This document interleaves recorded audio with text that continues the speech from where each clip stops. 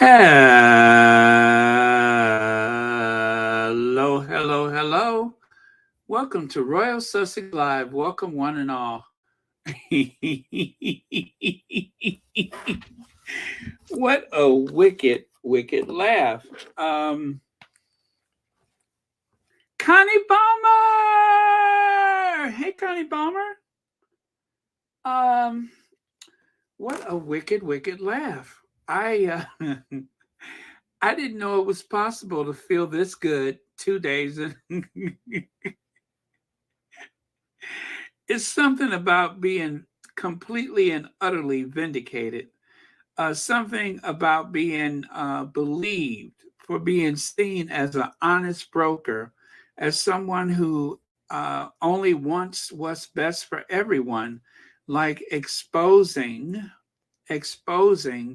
an institution which has deliberately targeted two of the nicest people in the world and tried to make them into villains, um, which continues, by the way. They're still up to their old tricks.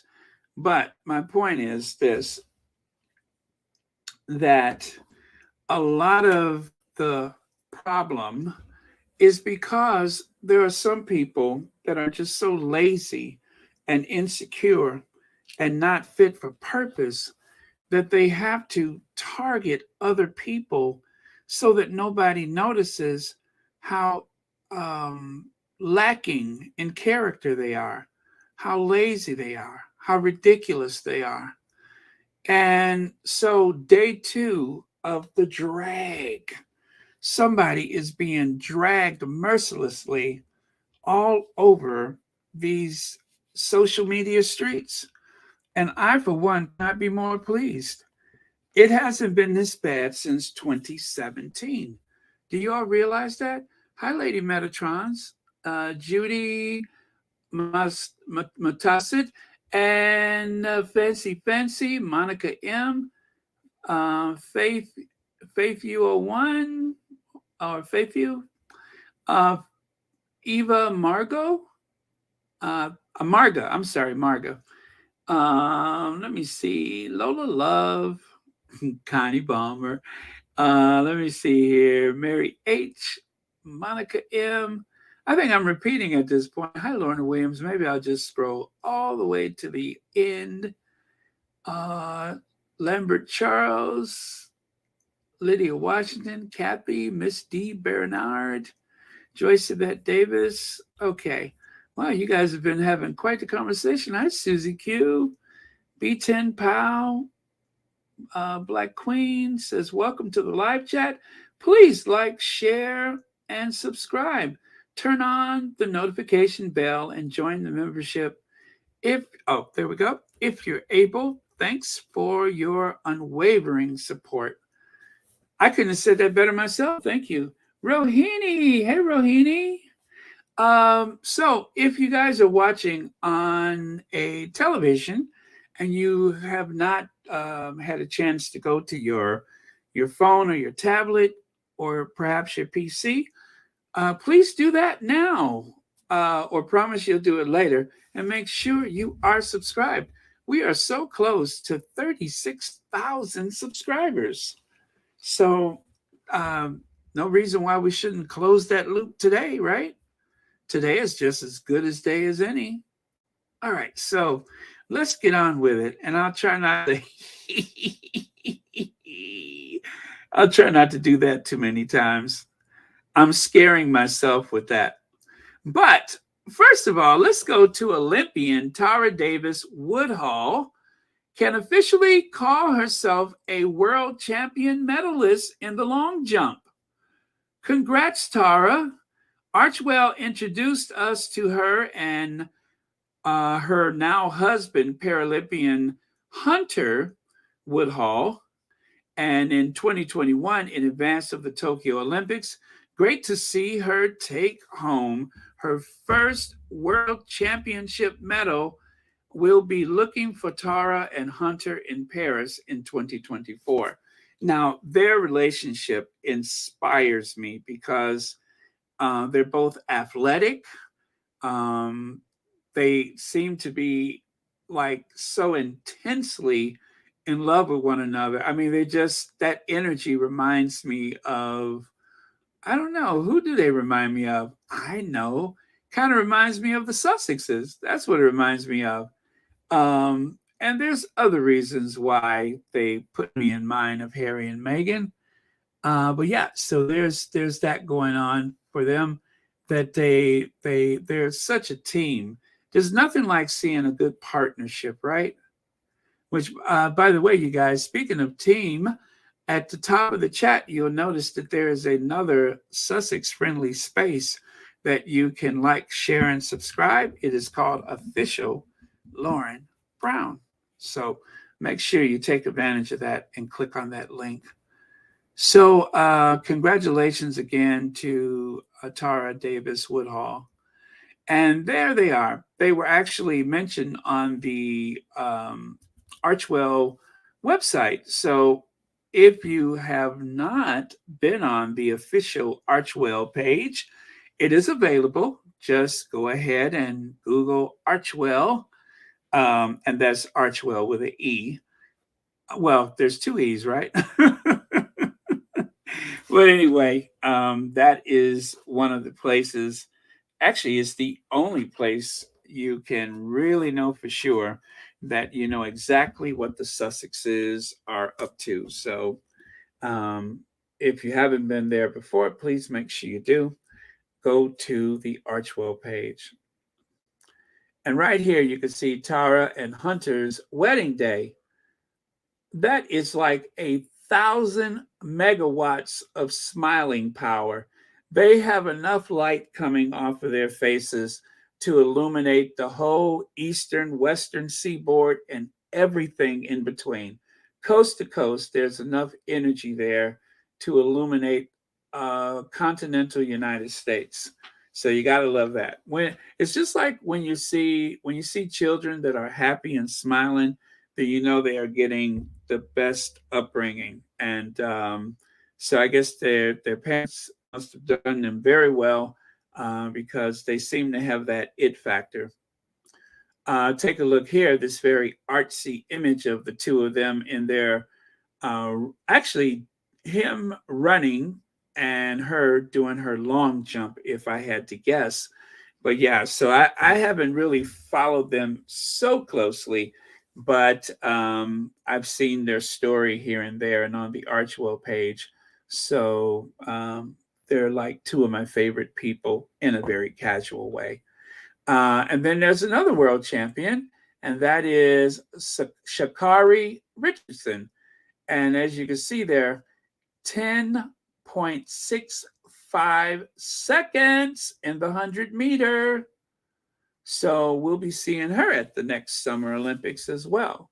So what a great day for the good old Black girl magic, right? And again, representing the United States. And I always say to people, do not be afraid to be patriotic. Sometimes in the Black community, we tend to shy away from that. But trust me when I say this, hear my voice. This is your country too, and you help build this country. So if you can't take pride in your home, what can you be proud of, right?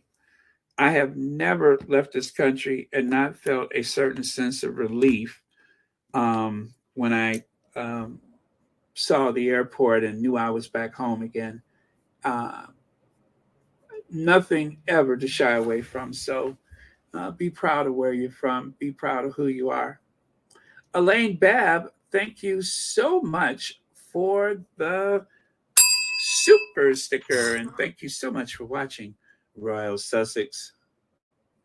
Oh, Black Queen says, Baron, Rohini wants to know if you were aware, is that aware of the, of, oh, if you will wear the Crockett beanie? A crochet beanie, of course I would. She wants to make one and send it to you. Absolutely. I will proudly wear it. I would. Absolutely. I would proudly wear it. Thank you so much. That's very thoughtful. I love bespoke, one of a kind, handmade products. Thank you so much. Oh, now I'm getting excited. I'm getting excited. Thank you so much. And thank you, Black Queen, for the super chat and the alert. Greatly appreciate it. Absolutely. Now I'm excited. You know, one of my proudest possessions is my what do you call it? The steel drums? I guess the steel drums. It is right there on my souvenir shelf, and it's like the first thing you see. I'm going to take a photo of my souvenir shelf. I'm going to have to dust it first, but I want to take a photo so you guys can see all of the very cool stuff that I have. Lauren Brown, thank you so much for the super sticker, and thank you for being a member of Royal Sussex. Oh no, say it isn't so. Oh, I'm sorry to hear that. Let's see here. Yeah, sometimes people get carried away in the spirit of competition, but don't let that discourage you. Yeah, thank you, Lenny. She did. She did that. She did that. I think one of the things that you could always take from athletes is they inspire us to be the best us that we could possibly be, your best individual self. A personal best is just as valid and just as important as winning a contest when you challenge yourself. You know, I love to do that. Amy Girl has 10 months membership. Thank you so much for that. Hi, Byron. Did you see is that the, is it Brazilian? A Belizean attorney calling King Charles a dummy. No, but I think that may be my new favorite thing. Especially since I keep calling William that big dummy. Um, but yeah, I'm gonna have to look for that. Thank you so much. I will find that. That'll give me something to do. All right. Let's see here. So I did that one. We did that, that, and that. And now on to this. So take a look here. At the upper right is the new Invictus game medal. I think it was just introduced today. I think it was. Now, if you take a look there, notice the squiggly line. People have been asking, what does that mean? Well, it represents the River Rhine, the Rhine River, which flows through Dusseldorf. Dusseldorf is an ancient town, I think, where there has been so much trade and commerce for 1,000 years or more. And if you are ever fortunate or blessed enough to take one of those river tours, I do believe well, I know they do the Danube, and I'm only imagining that they probably will do the Rhine as well. So those river tours give you a chance to see a lot of medieval castles and fortresses and a beautiful, like, postcard towns along the way, or cities. So if you ever have a chance to do that, I haven't done it myself, but actually had a friend that took one of those long boats, and she said it was thrilling. So that is on my bucket list. So anyway, that is the new one. And at the bottom, you can see the ones from The Hague, the Netherlands. You'll notice that it has the tulip, something that was very important to the growth of the Netherlands, among other things, but don't get me started. Don't get me started.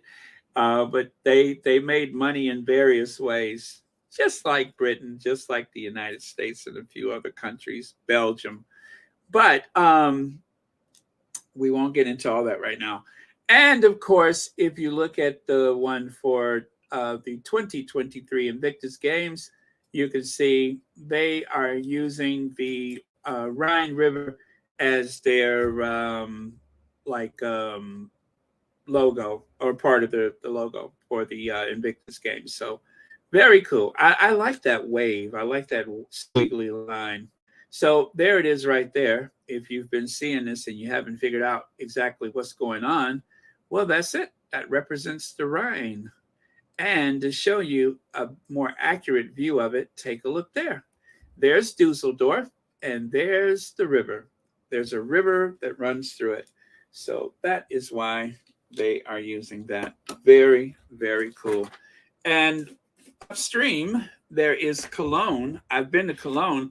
If I'd have known that I was so close to Dusseldorf, I would have gone there. I didn't realize that they were, that close to one another. But I did finally make it to Cologne. They have like one of the tallest Gothic cathedrals in the world, like the second or third tallest. And the Cologne Cathedral is colossal.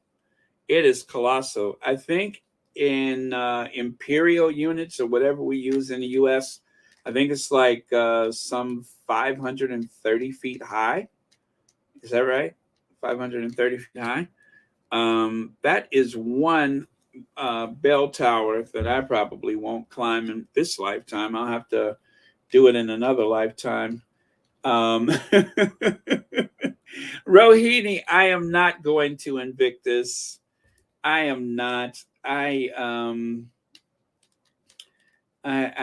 got to focus on some other expenses, unfortunately. But I wish I could. But it is prohibitive for me right now. But I wish I could. But no. Yeah, I feel bad that I'm not going, but I will support as best I can. And for everyone who is going, God bless you. And please make sure that you are there to cheer for our faves. And more importantly, the athletes, because that is where the focus belongs. Antonio TC, how are you? Let's see here. Hola, Baron and Squatties. I am so excited about the Invictus Games and the documentary. I get emotional watching the promo for the documentary.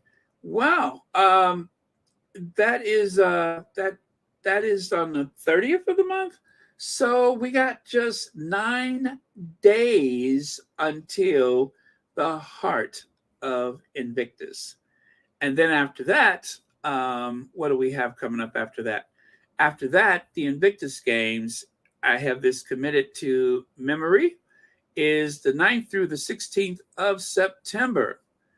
So it is going to be a lovely, lovely end of summer and start of fall. I'm excited. There's a lot of things that happened last year. And I think this is and for the Invictus Games, that was as smooth as butter, and it will be again. And we'll be there to cheer on. So I'm looking forward to it. Thank you so much for your comment, Antonio. Yalibi, hello. Okay, so that is the Rhine River, the River Rhine, and these are the nations: Australia, Belgium, Canada, Colombia, Denmark, Estonia, France, Georgia, United Kingdom, Italy, Israel, Jordan, Netherlands, Nigeria, New Zealand, Poland, Romania, South Korea, Ukraine, and the United States of America. So those are the countries that will be participating, and it's only going to grow over time. So pretty soon, this is going to be big as the Olympic Games. Did I ever tell you that story about how I had a chance to meet Jesse Owens? Oh, I tell you, for those of you who love to say, Baron, you're just so smart. You wouldn't think so if I told you that story. I'll do it really fast. My grandmother was in the hospital, and I was visiting, and we were in the common area, a lounge area at the end of the hall, that place where patients can walk to so they can get out of their beds and out of their room. And I saw this old man that everybody was making a fuss over. And my father told me, he said, "Would you like to meet the fastest man alive?" I'm like, and I'm looking at this old man. I'm just like, the fastest man alive. I was a kid, of course. Nah, that's okay. I mean, I was there to see my grandmother. I didn't care to see anybody else. So, no, no, no. Thank you. No thanks. Well, I didn't know that that was Jesse Owens. My father said the fastest man alive, and I saw this old man and I thought it was like a joke or something. So I'm like, huh? Nah, that's okay. But I could see everybody was making a fuss. So um, they were in the same ward at the same time. So anytime you get the notion to say, Baron, how do you know these things? You're so bright. Remember that story. Yeah, recall that story, and that will easily dress me down a bit. So, but yeah, so that really did happen. I didn't know. I didn't know anything about him, so I was there to see my grandmother.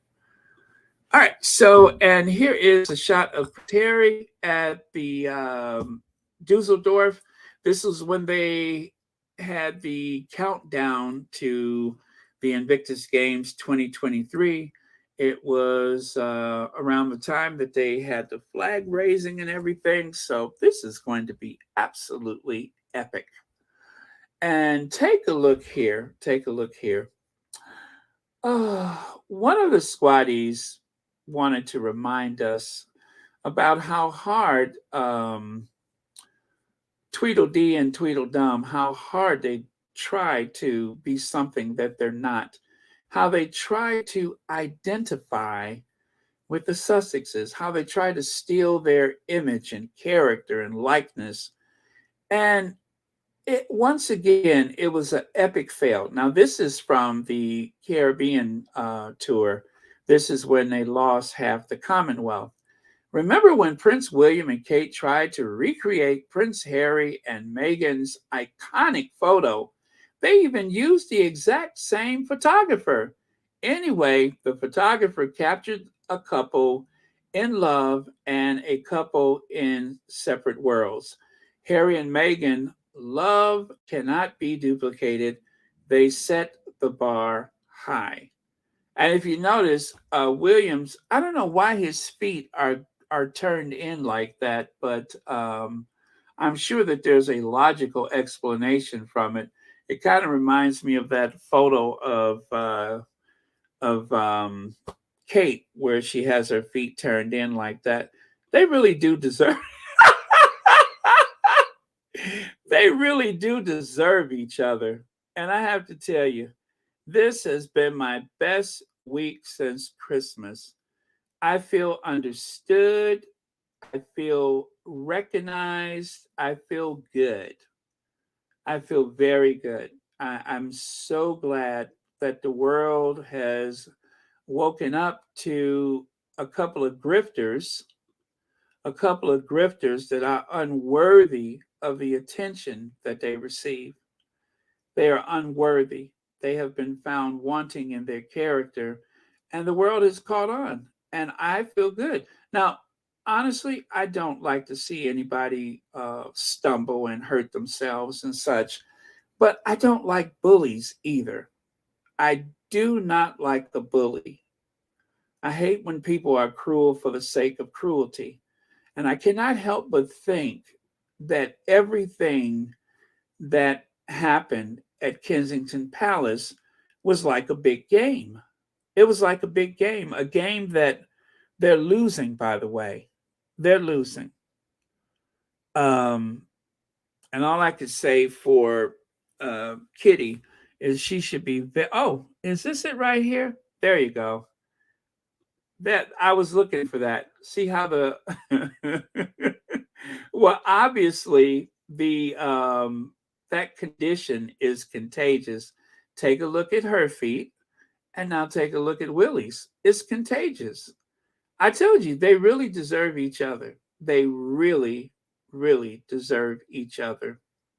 So I don't want to speak too soon about anything, but I really believe that the tables have turned.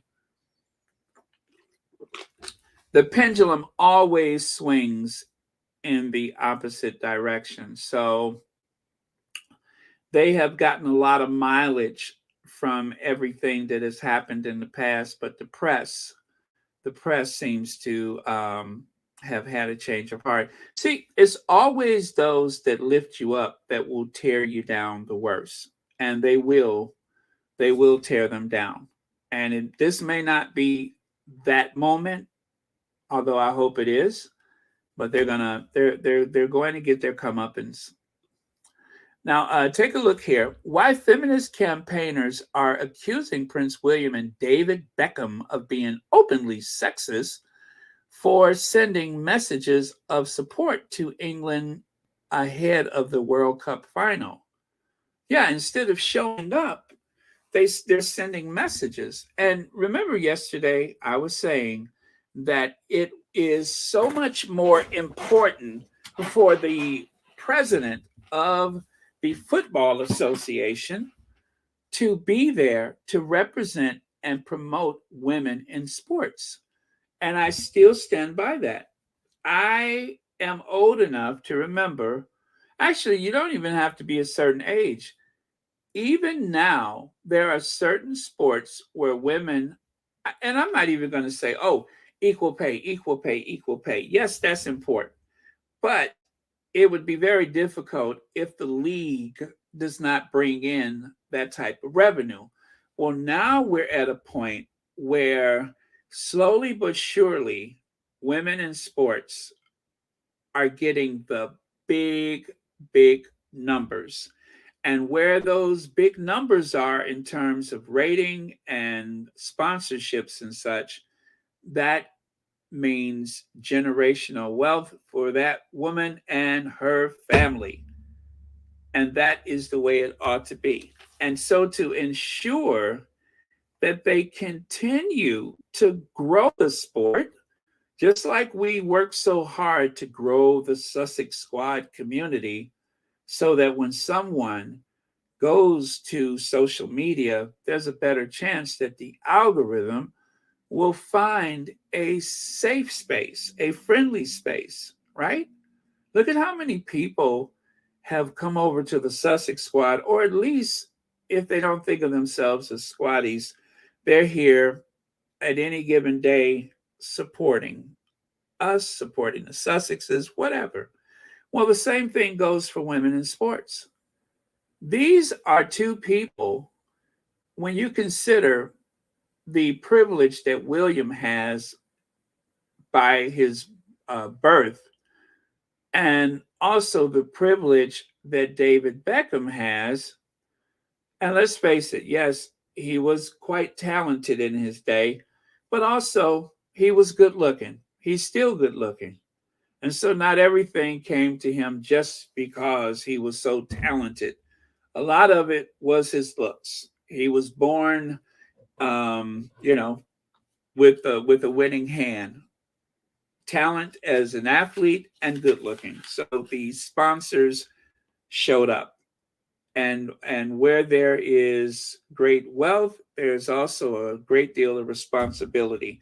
So both of these guys, I hold them equally responsible for promoting women in football or soccer for those of us in the U.S.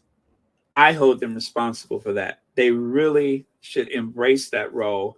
And it's not to say that David Beckham hasn't done a lot for a lot of people, but I'm talking about women right now. That is so important.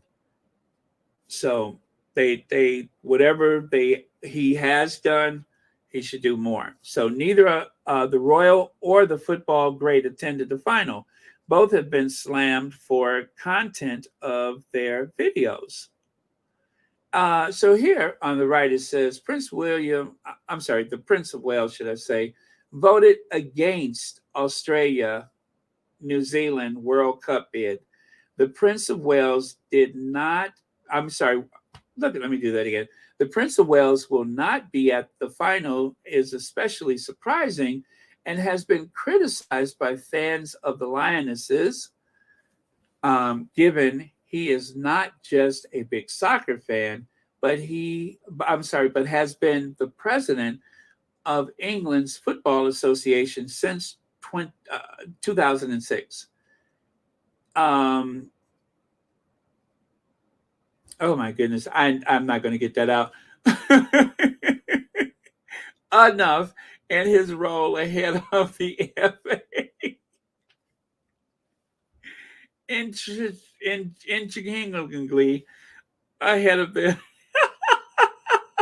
he has a vote on which nations host the World Cups, voted against the Australia and New Zealand bid for the 2023 Women's World Cup, despite being both countries' future heir. He's the future king of those countries, and he voted against them. Who does that?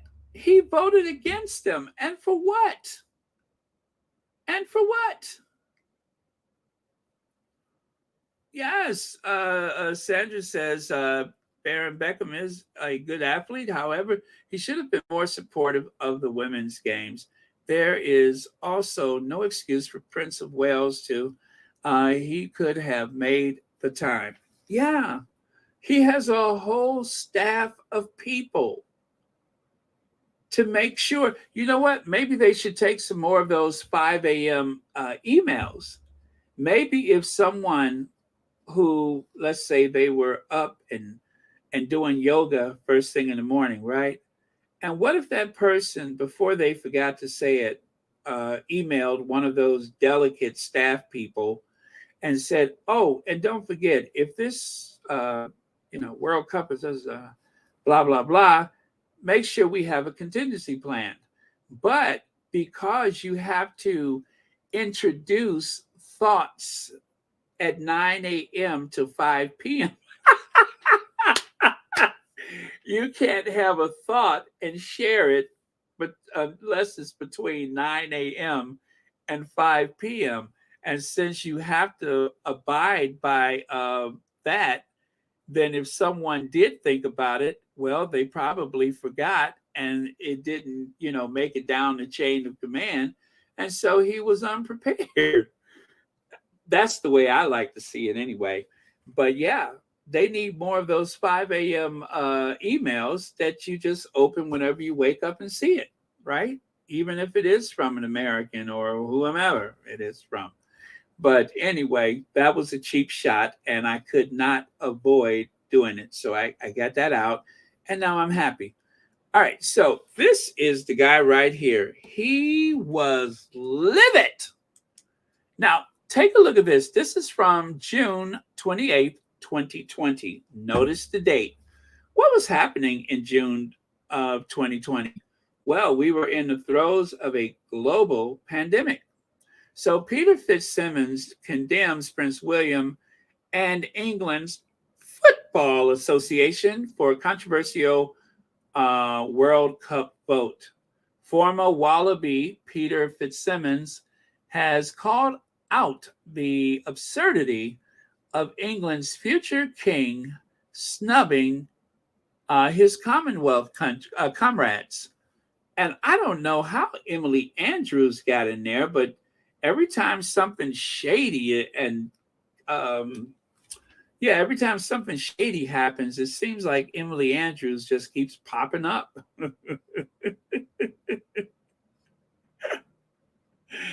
Woo! So I actually have a sound bite for that one, and I will play it for you. You'll love it. You will love it.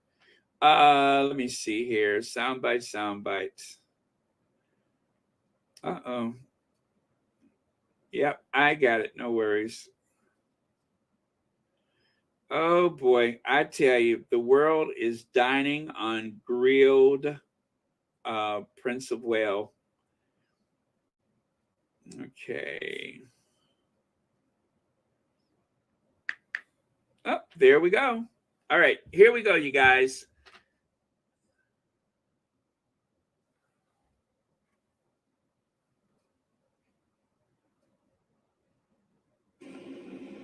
Can I say one quick whinge? Because I got a lot of it from a lot of soccer people that were absolutely outraged, and rightly so, that England, mighty England, in terms of where they cast their vote, they don't go for us, Commonwealth nation, all that. Prince William, patron of the, president of the, no, it's a serious point, and I say this as chair of the Australian Republic movement. Mate, you want to be the king of Australia down the track, 20, 30, 40 years, any chance that you might lend your voice, your weight to saying, help a mate out. Well, but quite seriously, it shows the camera one on me. It shows the absurdity, the ludicrousness of having our future king on the side against us to say go to Colombia, not to Australia. By the way, this is also positive news. Okay, it's positive that we've actually got the World Cup. Okay, so you've got that off your chest, because this is, as Kat said, it's a great announcement for sport in this country. And to me, I thought it was interesting just watching those highlights again. We didn't actually hear that New Zealand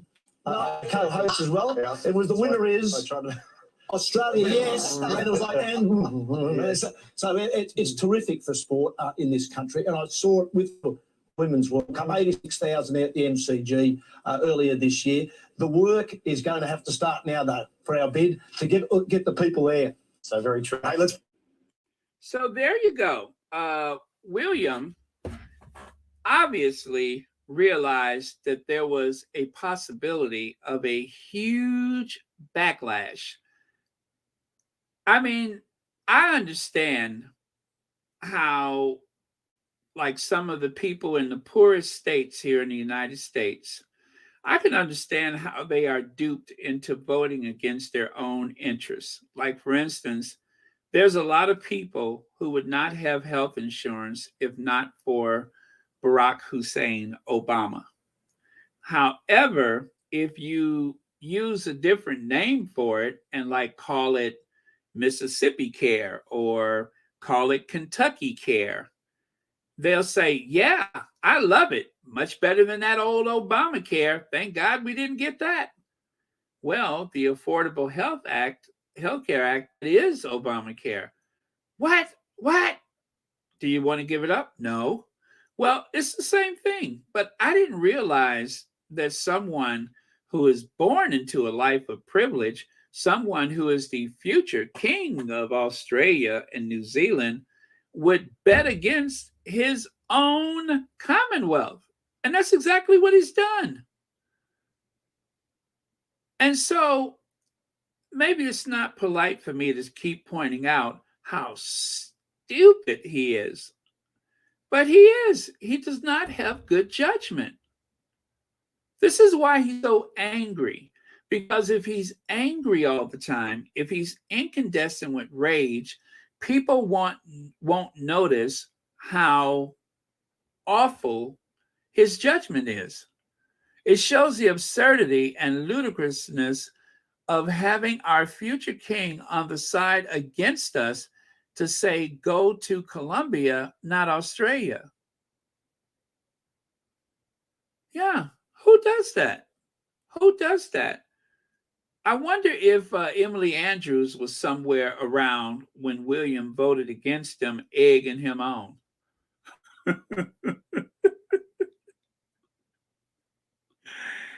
And I'm not done yet. By the way, there's a new book out. It's called Pegged, A Story of Prince William. One of the squatties was nice enough to post that. So if you really want to understand where he's coming from, maybe you should try to find that book. It's called Pegged. You know what I'm saying? I just can't really peg what it is about him.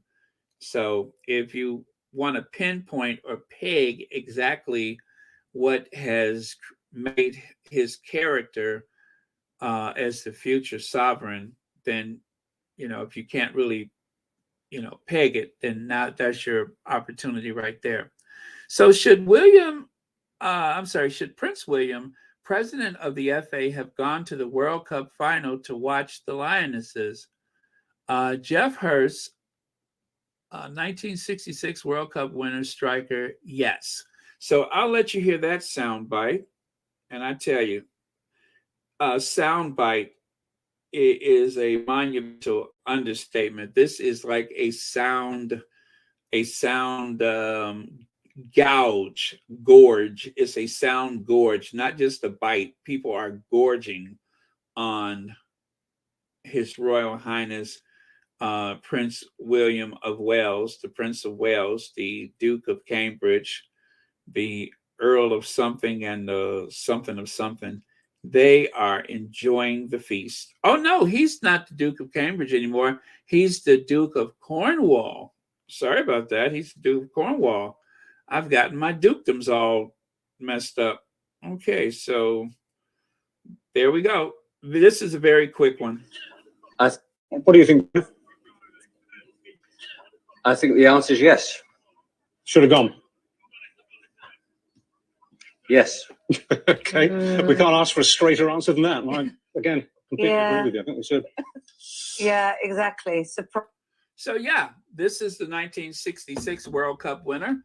And he just said very plain, yes. Yes, that's it. It's a yes. Now, Emily Andrews happened to be in the room when this conversation took place.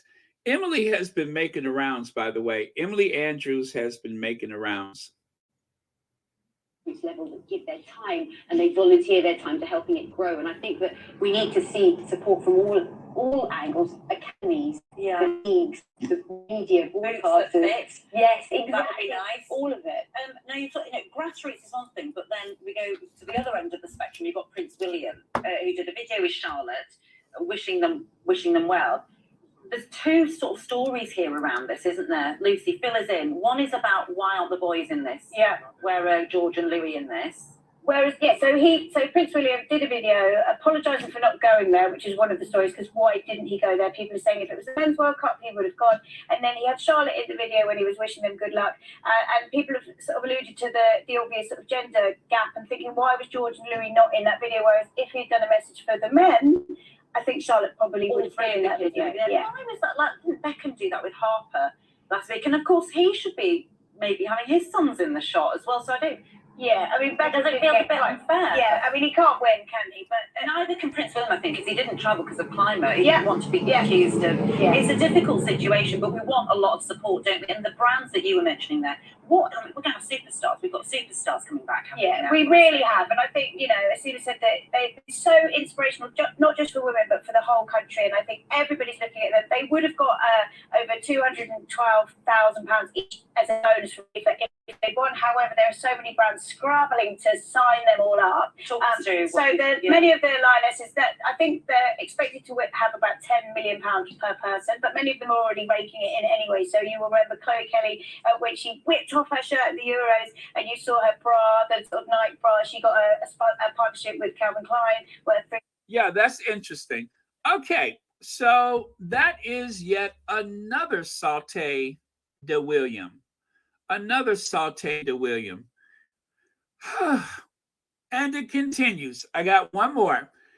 I'm quite surprised that today both the right and the left were in agreement that Prince William did wrong by his no-show for the Lionesses. It's so disrespectful Prince William didn't go. It would have made a difference to how important girls' football is. And again, I cannot stress that enough. Is othering. It is, as I said, it's never good to other people. And that's what it is, because it's making the women's football less than. The women have proven again and again, women in sports have proven that they can bring the audience and that there is a public hungry to see women in competition. This is not the old days where everything is dominated by men in sports. And yet somehow, William and David Beckham, somehow they are missing that. They are missing that. This is not the old days. I will admit, years ago, it wasn't as much emphasis on women in sports. It wasn't looked at as something as important. But increasingly, the world has shown that just as they have embraced same sex marriage, just as the world has embraced a black president, well, in the United States, I mean, let's look at this. There's a prime minister of Indian descent in the United Kingdom. There's all kind of changes, and the world is moving on. And I think if people like a David Beckham or a Prince William don't move on with it, they will find themselves forgotten about. They will be somehow pushed off to the margins, and people won't give them the same respect or consideration. I mean, how in the world is David Beckham ever going to get his knighthood or whatever he's after if he keeps doing stuff like this? So it was just careless. And, you know, all I can say is do better, do better. I couldn't really believe that it's probably inappropriate, but I don't know whether we should have had somebody there at the game yesterday from government at least. I think we did, Mike. I think we did. I think the Foreign Secretary, James Cleverly, was there, and the Culture Secretary, Lucy Fraser. But not, yes, we know. I'm sorry, not Prince William and not Rishi Sunak. But, look, I'm sorry, I think Prince William should have been there as president of the FA. I really do. I think it's so disrespectful he wasn't there, and he should have got on. And Rishi, I do believe that. Mike, do you think that it would have made a difference to the girls if Prince William had been there? I mean, the Queen Letizia of Spain was there cheering on her side. Well, Prince William is a big Villa fan, and obviously Rich plays for Villa. So I don't know whether it would have made a difference, but I think it would have made a difference to everybody watching and the whole feeling that we have about how important girls' football is and women's football is. I'm very upset, which I've already mentioned, about Prince William not going. I really do think, as president of the FA, he should have been there. It was a historic moment, and we want women to aspire and be encouraged to get into football and women's sport in general. Henry, but we're inspired, aren't we? I mean, those women did amazingly. The whole country should be celebrating and should have pride in them. It's not. Yeah, you know, like I said, I couldn't really believe that. Sorry about that. I'm surprised that this has gotten so much traction, but then again, I'm kind of not surprised, because if there was anything that let me know that it's not always the big one that will bring you down, it's the small issues.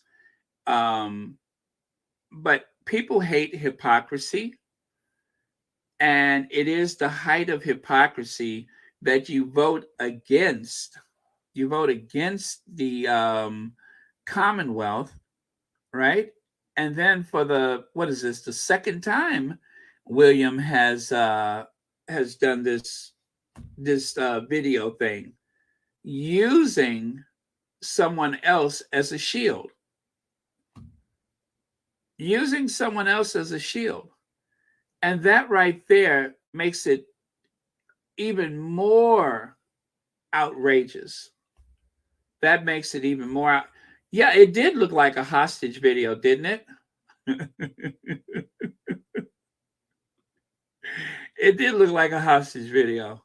So right there, you can see it. Not attending Women's Football Cup finals is becoming somewhat of a tradition for Prince William. Even has a uniform for the apology videos. Also, and uses Princess Charlotte as a human shield.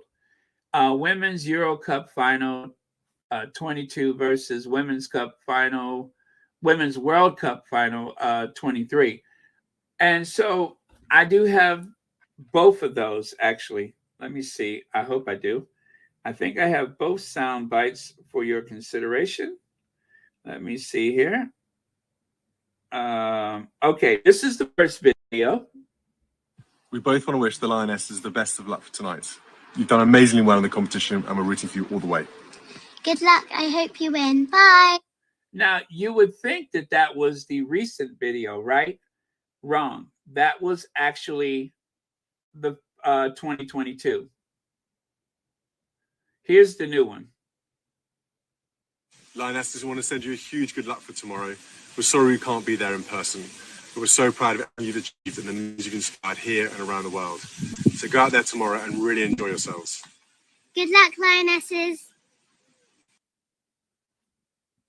So, as you can see, he's wearing the same shirt. I feel like I'm in the Twilight Zone. He is wearing the same shirt. That is the same shirt. They're outside in the same shirt. He's got the same uniform. If somebody would have shown me that without the other, I probably wouldn't have noticed the difference. He's wearing the same shirt. By the way, you guys, there's another Sussex friendly space. If you look at the top of the chat, there is a link to VS Speaks Royally. VS is usually the first of the Sussex friendly spaces available to start your day. Now, they're on the right side. Cheerleader Letizia, Spanish Queen, shows her support in the Rojas team colors as she dons red suit for World Cup final clash, while the Lionesses have no royal cheering them on in the stands. And that, of all newspapers, was the, what do you call those people? The Daily Mail. That is the Daily Mail. The Daily Mail. Now, they have been carrying the water for the royals for decades. And yet, they decided to drag William. The Daily Mail, Lord Nappyhead's paper, the ambiguously Caucasian Lord Nappyhead's paper, dragging. Unbelievable. And then right here, Charles and Prince William both sold their souls to the press under the deluded assumption that the monarchy can only be sustained with good press. But see where Charles and William, wait a minute, is that C? Let me pull that down. That doesn't sound right. Oh yeah, it is. But see where Charles and William see the press as partners.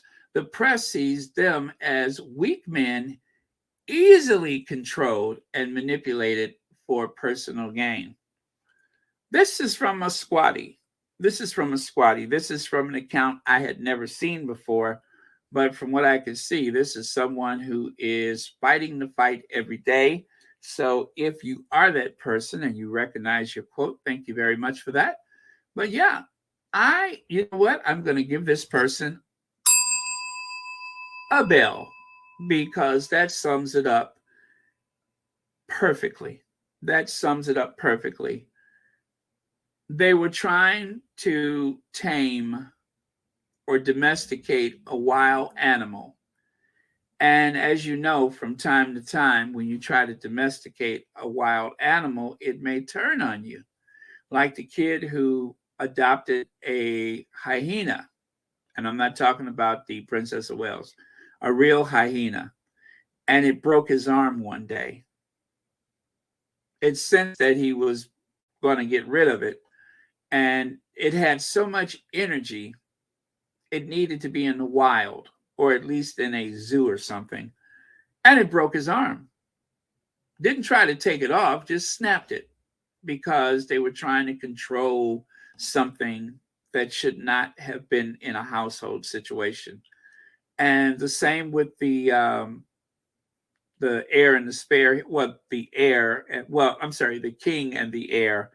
It's the same situation. You should not try to tame wild animals. And that's what the royal rotors are. they are not able to be housebroken. Keep them as far away from yourself and your families as possible, because they will turn on you. They will snap your arm like a fresh snow pea. And that's exactly what happened. William has had a taste of his own medicine. Judy says, "It's Will's casual, please like me outfit."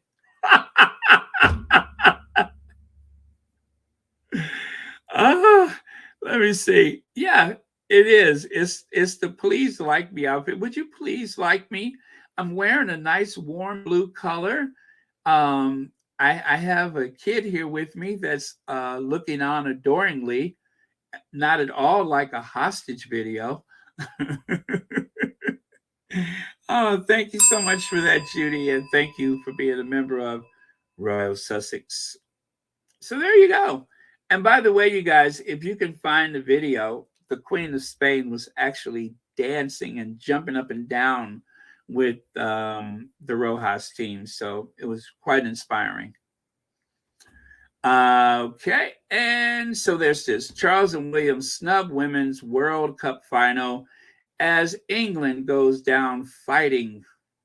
Now, that was from the Mirror. Now, I didn't get a chance to go back and verify that this actually was a tweet from the Mirror, but if for any reason it's not, I usually do, but that one I didn't take the time to do it because I was on a roll. So I try to make sure that I give full disclosure if there's any possibility.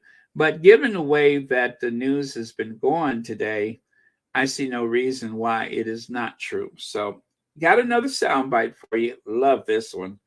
Love this. I've never seen this guy before, and I don't know if he's a Sussex hater or not, but the enemy of my enemy is my friend today. So let's see what he has to say. Flying to Australia to support the Lionesses in the first England final in the World Cup since 1966? The answer is yes. Let's face it, we all know that if it was the men's final, Prince William, Rishi Sunak and the entire royal family and British establishment would be there to support the English Lions. So why aren't they there to support the English Lionesses? I put it down to sexism, pure and simple. These women, these amazing women, have delivered one of the best sporting results that we have seen in decades. They've inspired millions of girls up and down the nation. You get some people saying, perhaps it's because of his carbon footprint. I think that's complete nonsense. He came out earlier on today with a video on Instagram that I think we can get for you, but I just didn't think it was good enough. But let's let you decide on that, if we can get the video. Lionesses, we want to send you a huge good luck for tomorrow. We're sorry we can't be there in person, but we're so proud of everything you've achieved and the millions you've inspired here and around the world. So go out there tomorrow and really enjoy yourselves. Good luck, Lionesses. Gruel. Thin gruel. William, you should be there like the Queen of Spain and Princess Sofia of Spain, who have flown over from Spain to Australia to go and support the Spanish women's team. Why couldn't you fly down to Madrid and then hop on the plane with them? It would have been like a family get-together.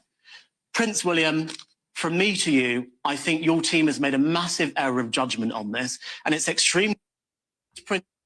So there you go. I've never seen him before, but I like him today.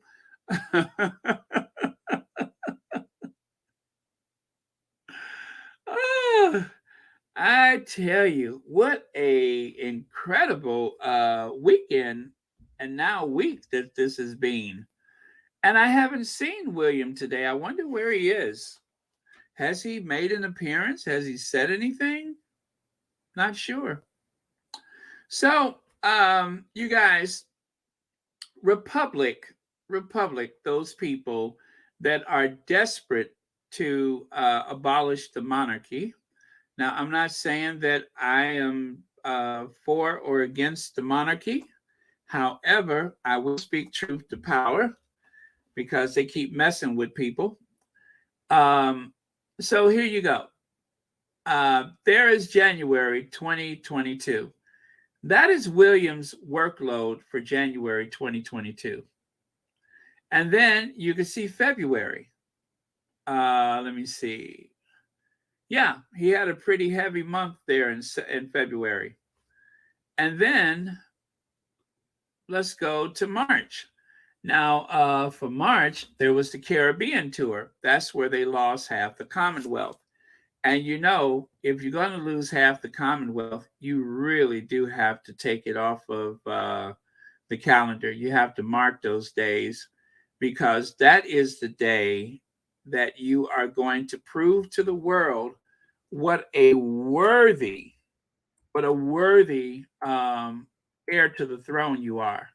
As a matter of fact, the Queen was more excited about it than anybody, because after all, if there's anything that's important to the Queen, the late Queen of England, Scotland, Wales, Ireland, Northern Ireland, there you go. And of course, the Queen of several realms, like, you know, it's the Commonwealth. I mean, that was her proudest achievement. And surely her grandson and future sovereign would not undermine something as important as that. I mean, yeah, he didn't come to the Commonwealth Day in 2017. He didn't come to the memorial service for Gangster Gan. Well, actually, the Queen Mother, Cookie, and his aunt Margaret. He didn't bother with those, but he was a changed person by 2022, wasn't he? He was a changed person. So surely an all expense paid vacation to the Commonwealth, where all you have to do is show up, cosplay, and go home. What could possibly go wrong? Huh?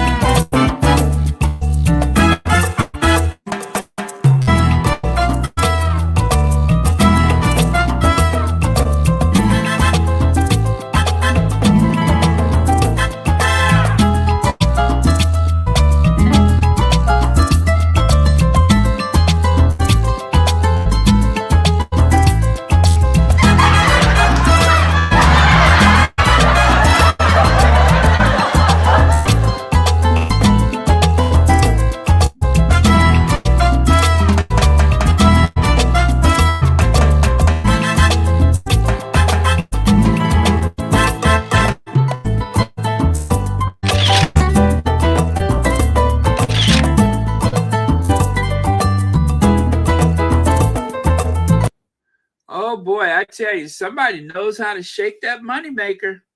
Somebody knows how to shake that moneymaker. Well, that was all he had to do.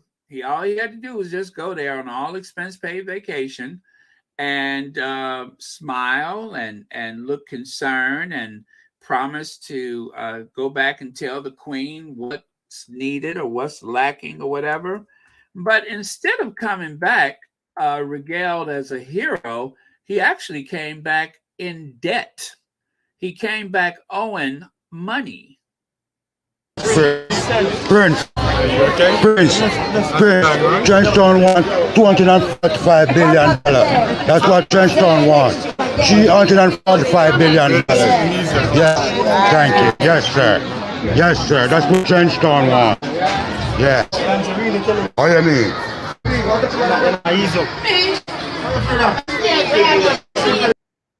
Yeah, Prince better have my money. We want $335 billion. That's what Trenchtown needs. As a matter of fact, with that kind of money, they can get rid of the trench. Just call it town.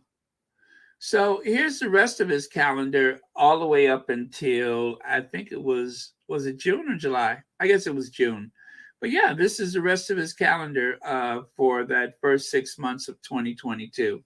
Now, to be fair, we were in, actually, no, the pandemic was over. Well, almost over, just about.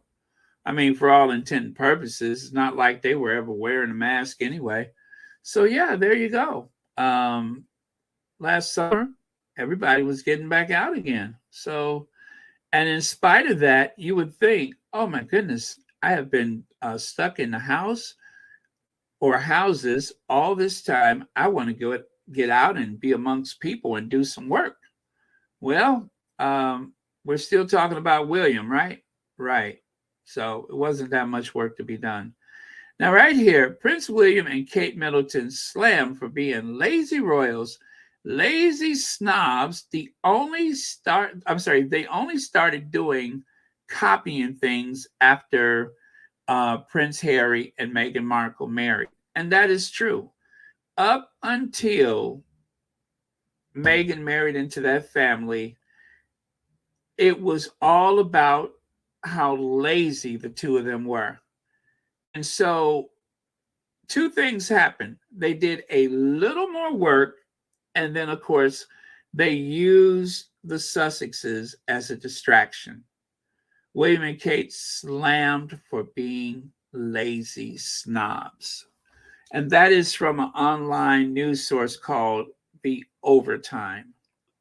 I call it Just in Time. Lazy William has worked just 100 hours this year. Now, that's Tom Sykes in 2017, April of 2017. 100 hours. Now, let me ask you this. If Meghan Markle could be this bully that has terrorized everyone in Kensington Palace, even though she had never been that person in her life, well, is it possible that William could have been lazy, shiftless, useless, and trifling all the way up until 2017, and then all of a sudden he changed? So if she changed into what they accused her of being, then we should realize that he also changed, right? He also became something that he wasn't. The only thing is, for him, it was supposed to be something good. And for her, they were trying to destroy her character. See, it's amazing how 2017 and 2018 has changed people. So by 2018, William all of a sudden was the favorite royal, the hardest working royal. As a matter of fact, they were running magazines saying, ready to rule, ready for the throne, instead of the usual throne idol. Yeah. Yeah. It's not people that change, it's the way people are covered that change. If you leave it to the British tabloid media, what was that Barack Obama said?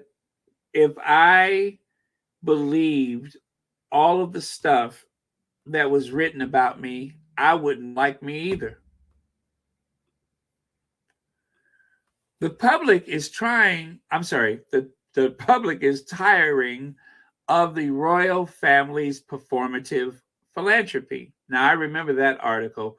William and Kate's ill-fated food bank visit shows where we're losing our appetite for royal posturing. Now, this is when they went to that food bank and they spent 55 minutes. They had 9 cameras, and in 55 minutes, they pretty much filled up a shopping cart each, shook their heads a lot, and then when they were leaving, they didn't even make eye contact. If you don't believe me, find the video. Find the video. That's exactly what happened. It was all about posturing. They got out of the SUV. They walked about 100 feet to the door, even though there was a space there, but they wanted to make sure that they had the opportunity to be seen walking into that shop, Kate wearing some type of designer outfit that is suddenly cheapened. Anything she puts on seems to go down in value. But I digress. But that's all it was. It was performative. And hopefully this will be the next thing. Now that we see that William doesn't really care about the women in sports. I hope that everybody will wake up to this performance that they put on with these various charities and pantries and such. I hope this is the next thing that falls. They had an opportunity, but they refused to accept the half in, half out because they wanted to be able to grow away from the Sussex's shadow. William wanted to grow away from Harry's shadow because Harry was already doing most of the work and not getting any type of acknowledgement for it from his family. William felt entitled. His idea of entitlement is what drove him to plot and conspire against his sister-in-law and his own brother.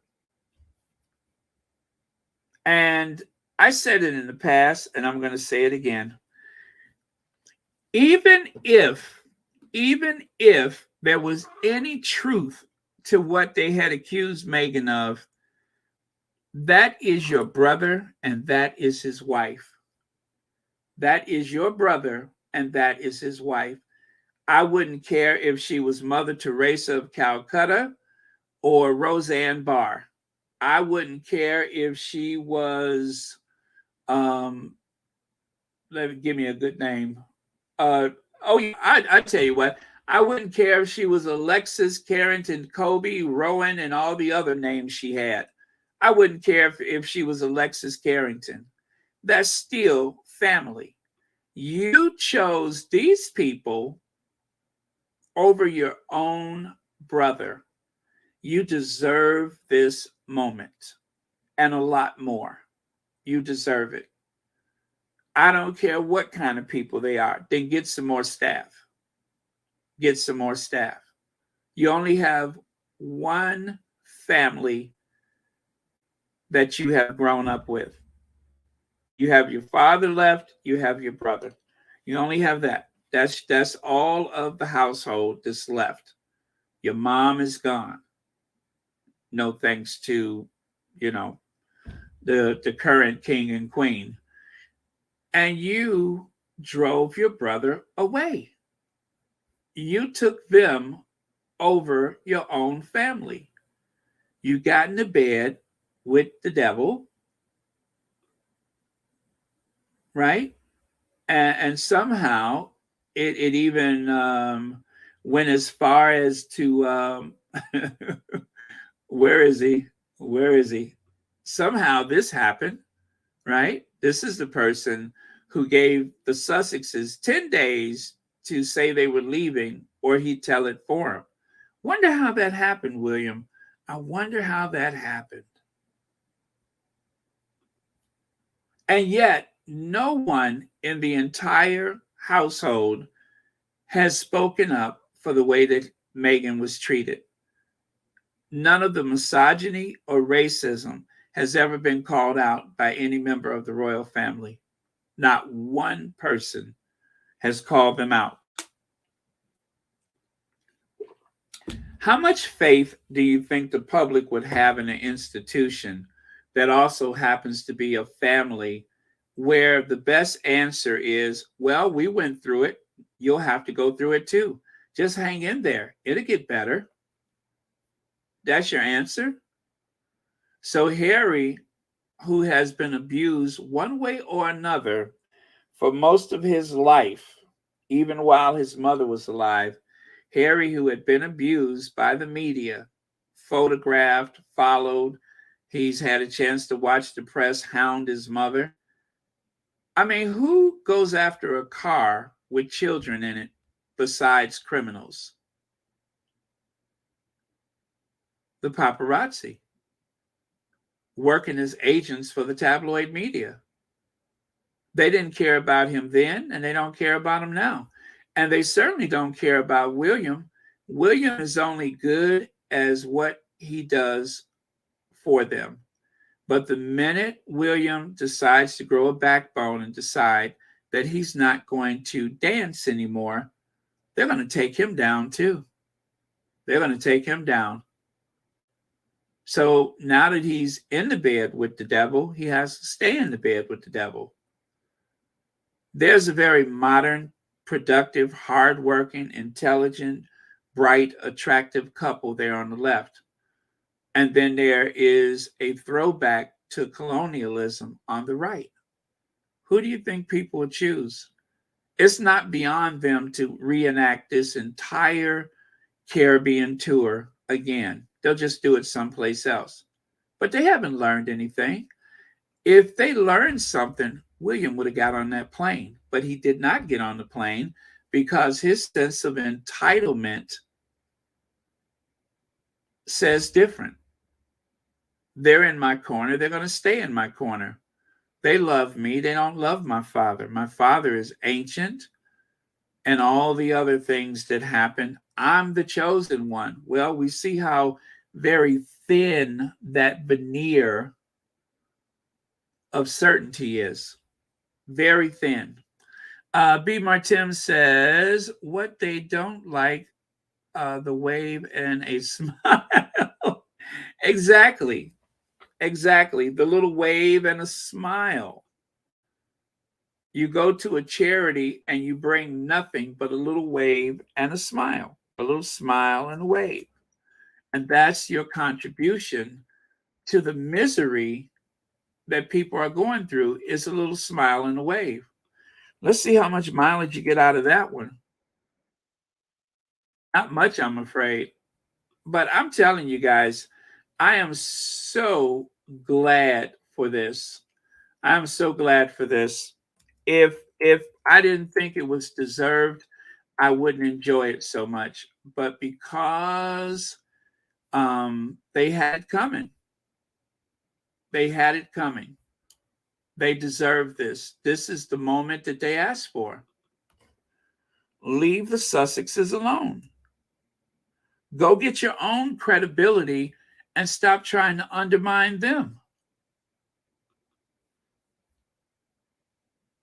We can only come and give words and comfort, but we are thinking about you all the time, and we really care about what's going on. So sometimes it's got more than financial. Yeah. Well, if we can give you a smile here and there, that's important. So you know, I'm sorry we can only come and give words and comfort, but we are thinking about you the whole time, and we really care about what's going on. So sometimes it's got more than financial. Well, if we can give you a smile here and there, that's important. So you know. Thank you, B. Martin. Thank you so much. That's exactly what was needed. A little smile and a little wave. Always a little smile and a wave. That sums it up. And I'll tell you what else sums things up. William's jealousy of Harry. Jealous. So jealous that it's driving him bonkers.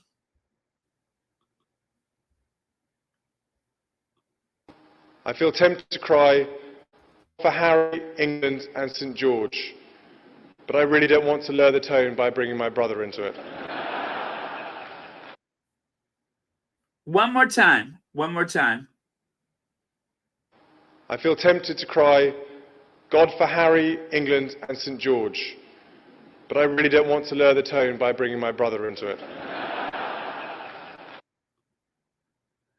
Now, does anybody believe that Harry would have stood in front of an audience of people and said something as demeaning as that about his brother? Harry has looked the other way, turned the other cheek. He has been attacked in his own home by that monster. He has been attacked. His brother runs into his house, chest heaving, brow sweaty, looking for a fight, trying to control a grown adult Prince Harry. And Harry turns the other cheek out of a sense of duty, as he has been brainwashed his entire life to show deference to someone who doesn't deserve it, someone who's unworthy of that type of consideration. That could not have been easy to do. But I guess after being conditioned your whole life, it becomes second nature. But Harry woke up. Harry broke out of the matrix. Somehow Harry got out of the matrix and found happiness. And they cannot stand it. They're doing everything that they can do to try to take that away from him. Wham George says, and a smile with those teeth. And yeah, a little smile and a little butter. That's about all we can do is a little smile with a little butter.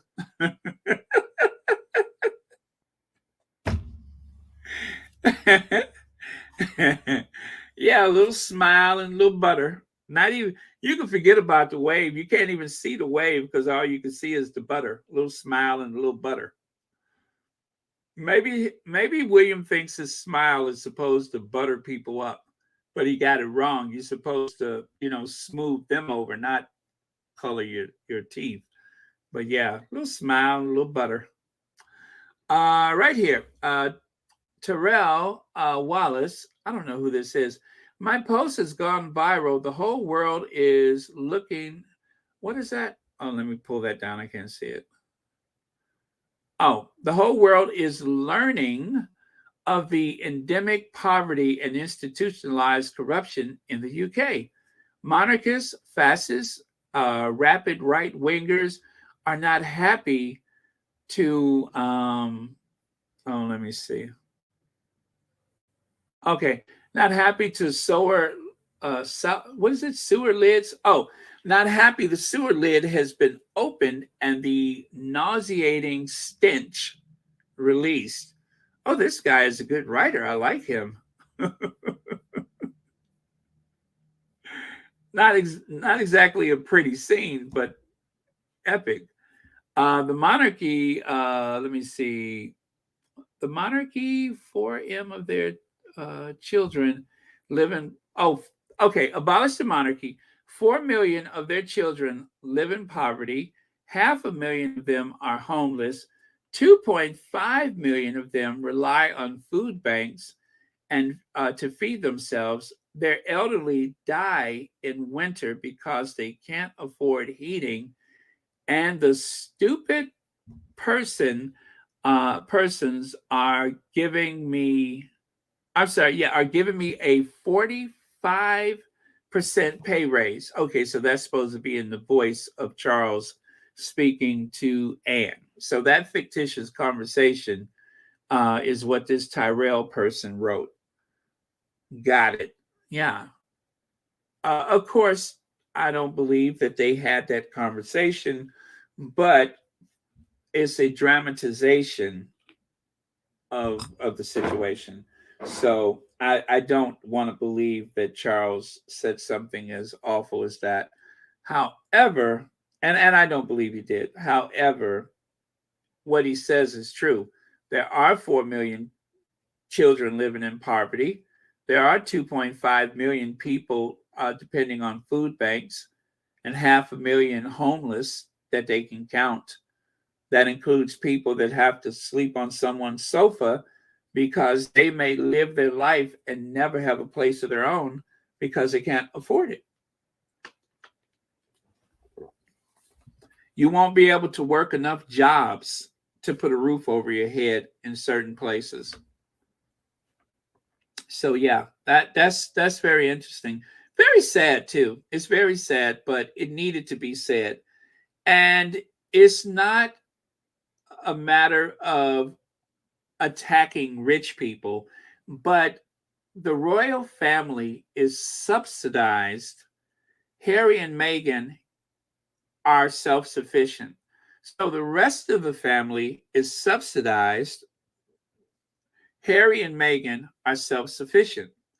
And yet the bulk of hostility, almost 99.99% of the hostility from the tabloid media that is supposed to be, the media there to represent the fourth or fifth estate. They're supposed to represent the people. They're supposed to speak truth to power for the people. And yet their hostility is reserved for the two royals that are self-sufficient instead of the rest of the royals that are living off of the taxpayers' dollars and expecting a 45% pay increase. Now, maybe they jacked the number up and they're going to settle for less. And you know what, guys? I have another soundbite. I'll share it with you. Oh, wait a minute. Where did I put that soundbite? Okay, now I can see things are starting to get out of order. You know what? I'll come back to it. Let's take a break from this for just a second. There are 1,614 people. Please don't forget to hit that like button. Now, some of you guys have probably wondered why the Mona Lisa? Why the Mona Lisa? Why? What is it about this Mona Lisa? What makes this painting so exceptional? Well, it has received cult status because exactly 112 years ago today, a man called Vincenzo Puragia walked into the Louvre and stole the Mona Lisa. It was the most famous art theft in history, and it's what made the Mona Lisa the most famous painting in the world. And the man who stole it only spent 6 months in prison. The Mona Lisa was commissioned in 1503 by a cloth merchant from Florence called Francesco del Giocondo.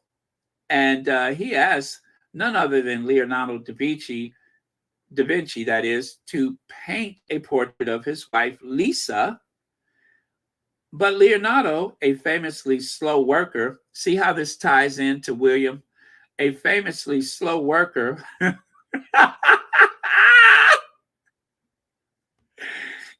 didn't finish the painting. When he went to work for the King of France, he took it with him, finished it, and gave it to his new employer as a gift. Now, Vincent the guy was an Italian tradesman who had moved to Paris in 1907 in search of work. He got a job at the Louvre cleaning and framing paintings. Well, when he got to the Louvre, he realized that so many of the artworks were of Italian origin that he kind of randomly picked his favorite, the Mona Lisa. And of course, given his provenance, painted by Leonardo da Vinci, he decided to take it and he wanted to give it back to Italy. He tried to make a deal with the the Uffizi, well, you know, that famous gallery in Florence. He was trying to bring it back there, and he thought he would be seen as a hero, and he was. So, number one, the painting was stolen, and number two, the painting was eventually recovered because the Uffizi gallery, when they realized the theft, they decided that they would work with France to give them their painting back. And so it went from just a painting like any other in the gallery, just hanging on the wall. I mean, you could have literally reached over and touched it. This is like a colorized, actually, it's a artistic rendering of how it appeared in the gallery. You can kind of see it here, and you can see it here. It was just another painting, and he was just a worker, and that enigmatic smile of Mona Lisa captivated him. So he took said painting and tried to broker it to Italy. Now, some people think that J.P. Morgan himself was actually financing the theft, but no, it was a matter of Italian pride. That is why he took it. Oh, you know what? I was on the wrong screen. This is what I was trying to show you. This is the painting as it appeared in the gallery before it was removed. It was just another painting. And because of the theft, now you can see where the modern location of the painting is. It's in a gallery behind ballistic glass, and it actually has its own safe, its own lockbox. It's a safe deposit box. And at nighttime, they say that the painting actually descends into its own box where nobody can get to it. But yeah, if you want to see the painting, if you've ever been to the Louvre, this is what you'll see when you go to the Louvre, is the Mona Lisa behind ballistic glass. Very safe. It is a national treasure, and it is considered priceless. Now, in modern times, people have fun with the Mona Lisa. This is Mona Lisa taking a selfie. I could see that. I mean, yeah, back in, what was it, 15, whatever. I'm pretty sure that a lot of young ladies back in that day would have painted a selfie. I mean, after all, it was 1503. Who wasn't painting selfies of themselves, right? And then if you take a look here, there is the Mona Lisa doing another selfie. So just because it was 1503, do not assume that people were not, hip and together and all that kind of stuff. They knew how to have fun and let their hair down and shave their eyebrows off like anybody else would. Matter of fact, did you guys ever notice that she doesn't have eyebrows? That was considered a hallmark of beauty back in those days, to not have eyebrows, to shave them off. Okay, now here's some good advice. Before you share, think, who made it? What is the source? Where did it come from? Why are you sharing this? When was it published? Right? Consider that before you share something. We all have a role to play in stopping the spread of harmful mis and disinformation. Pause and verify facts before sharing content online. So I try to do that every day. I try not to throw stuff out there just for the sake of it. I try to make sure that I'm aware of what I'm sharing. Shay, okay, well, good night. Thank you so much. Please try to catch up tomorrow. Did I see someone else? Oh, yeah, Lucy Wynn. Good night, Lucy Wynn. See you next time. Okay, let's get back to Charles. Now it's time to drag Charles. Met Police criticize for ending Cash for Honors inquiry into King Charles charity. Force launched investigation after reports allege offers of help to secure honors and citizenship were made to Saudi national. So the Metropolitan Police has come under fire for announcing it has discontinued its investigation into the Cash for Honors allegations involving the King's charity, the Prince's Foundation.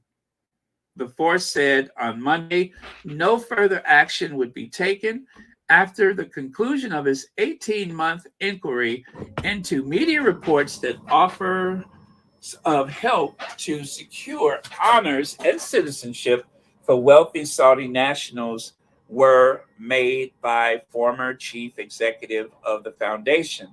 The former chief executive of the foundation, who was that? Who was the former? Well, anyway, the Met said it had considered offenses under Honors Prevention of Abuses Act of 1925 and the Bribery Act of 2010. Several witnesses were interviewed, including 2 men under caution, and over 200 documents reviewed. A file was passed to the Crown's prosecution service in October with the benefits of the CPS's early investigative advice, and after careful consideration of the information received as a result of the investigation to date, the Met has concluded that no further action will be taken in this matter, is said in a statement. And that's another misogynistic organization, the Met Police. If you think that some of the people in the sports world are, not up to snuff, well, the Met Police, remember Sarah Everhart, remember how all those women were jailed and beaten by the police. So there you go. King Charles Charity, no further police action. Met Police ain't gonna do nothing. And so, in order to try and make sure that Charles always has a plan B, just in case something happens and they decide, you know what, maybe we will go after the sovereign. There's Charles actually pretending to be one of the blind boys of Alabama. As you can see, this image has surfaced of Charles trying to perfect a disguise just in case they change their mind and they're going to go after him. Where Charles decided, you know what? Oh my God, Camilla, I'll just go on the road with the blind boys of Alabama.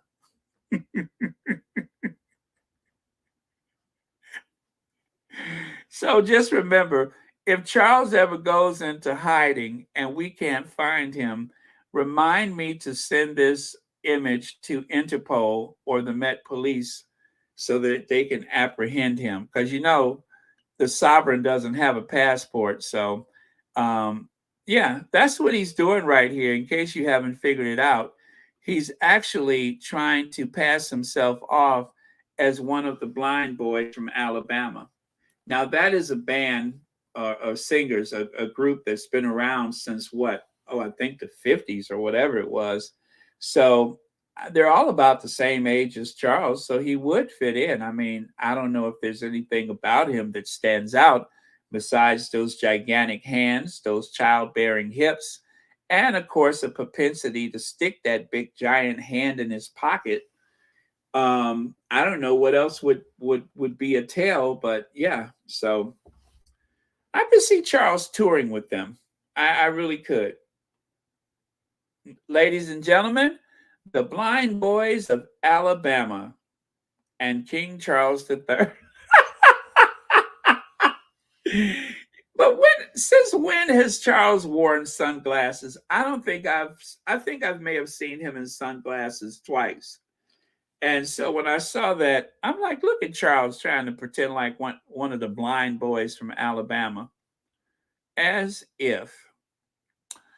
Anyway, so there is Michael Forsythe. Michael Forsythe. Now, Michael Forsythe began to work for the royal family when he was 19 years old. As far as I know, he doesn't have any formal education.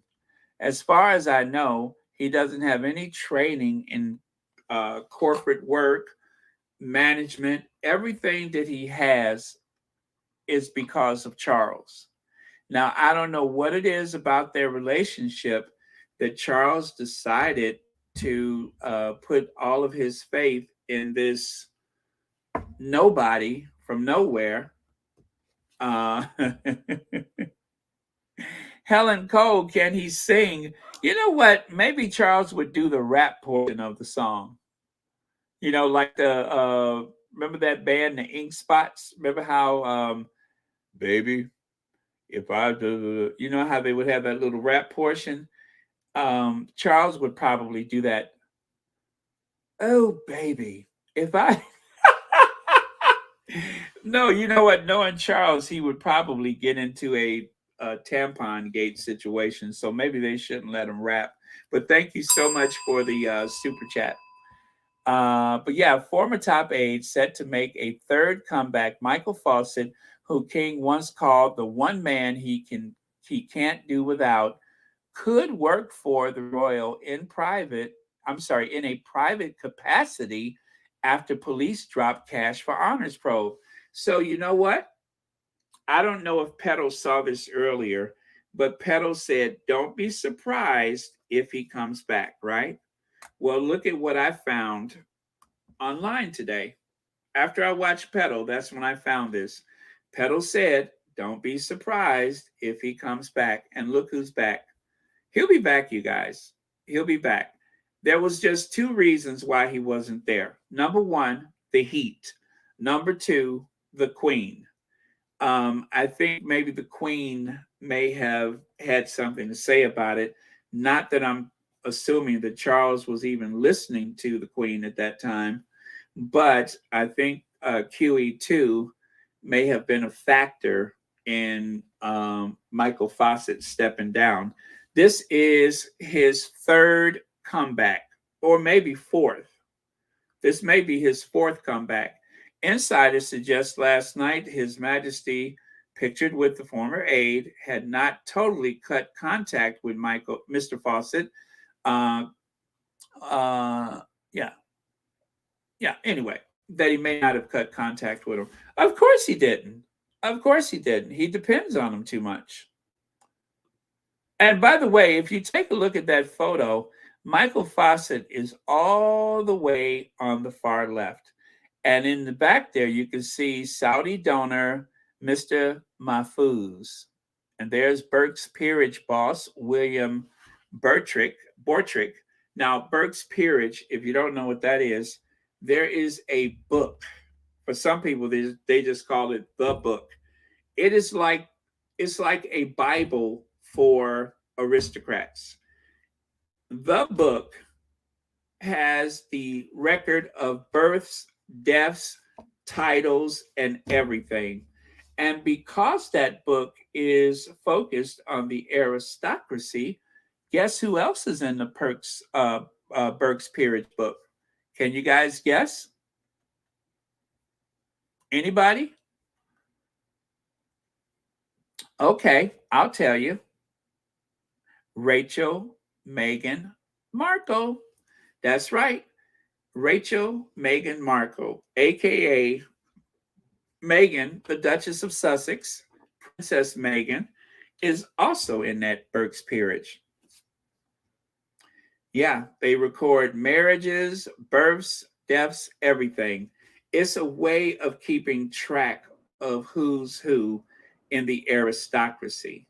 And so that book, the Burke's Peerage, is a book that not only do members of families have it. So let's say back in the old days, right? Back in the old days, if you were to go to a country house, if you were Lord so-and-so's nephew, then you would expect that family to put you up for the night, or to invite you to stay, or to offer you a meal, because after all, you're an aristocrat.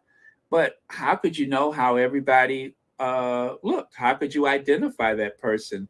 I mean, most people didn't have a real identification, right? So they could just go to that Burke's Peerage, and then they could figure out how you're related to them, or who you're in the know with, who your people are, if you're worthy to be in those spaces. Or perhaps they want to marry off one of the sons or daughters. They could go to the Burke's Peerage and find your family tree.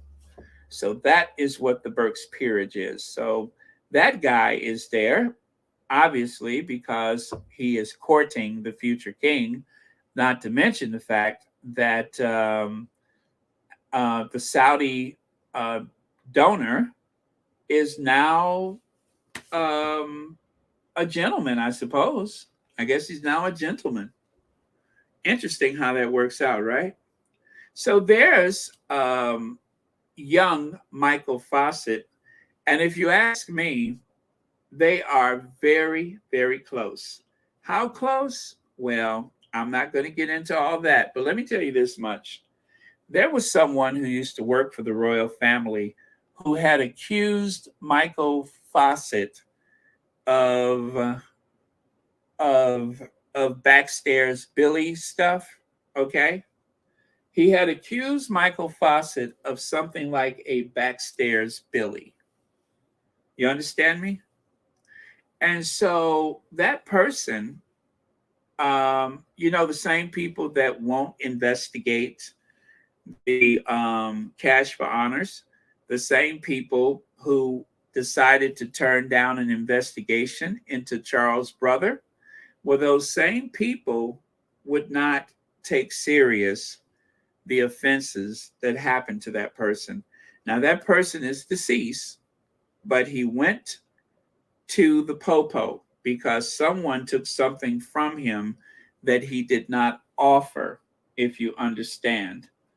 And so that is why Michael Fawcett is such a shadowy figure, because not only was he one of the people that orchestrated this cash for honors, allegedly, not only had he had that situation with one of the servants in the royal household,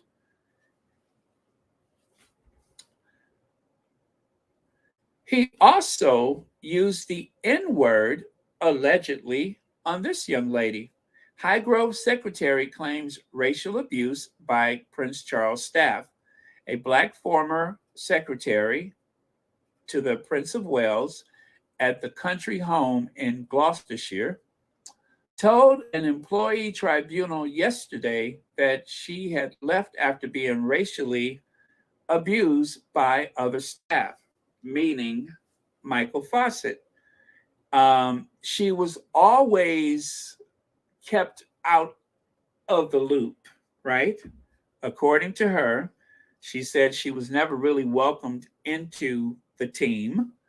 That a lot of times she would have to be separated from everybody else or treated differently. And anyway, on one occasion, Michael Fawcett allegedly told her, well, what do you know? You're just the N-word secretary. Now, it is obvious that she is not, fully European, right? You can see that there is something else there. And it's obvious that the person, if it was Michael Fawcett, if he did say that he knew of her mixed race heritage, and that was all he could think about. That was all he could think about when he decided to put her in her place.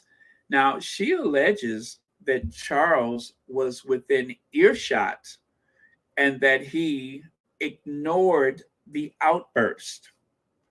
I repeat, Charles was in the other room. The door was open, and it was said in a way that it would have been impossible to have not heard it. That is her assertion. That is her testimony. And nothing happened. Not a thing. Nothing happened. So Michael Fawcett returning is no surprise. He will be back. He was never really gone, and he'll be back. So this is the various faces of Michael Fawcett: beard, no beard. And as you can see, look at how he handles Charles. Look at how he handles Charles. I mean, he doesn't just work for Charles, he handles Charles. They have a very cozy relationship.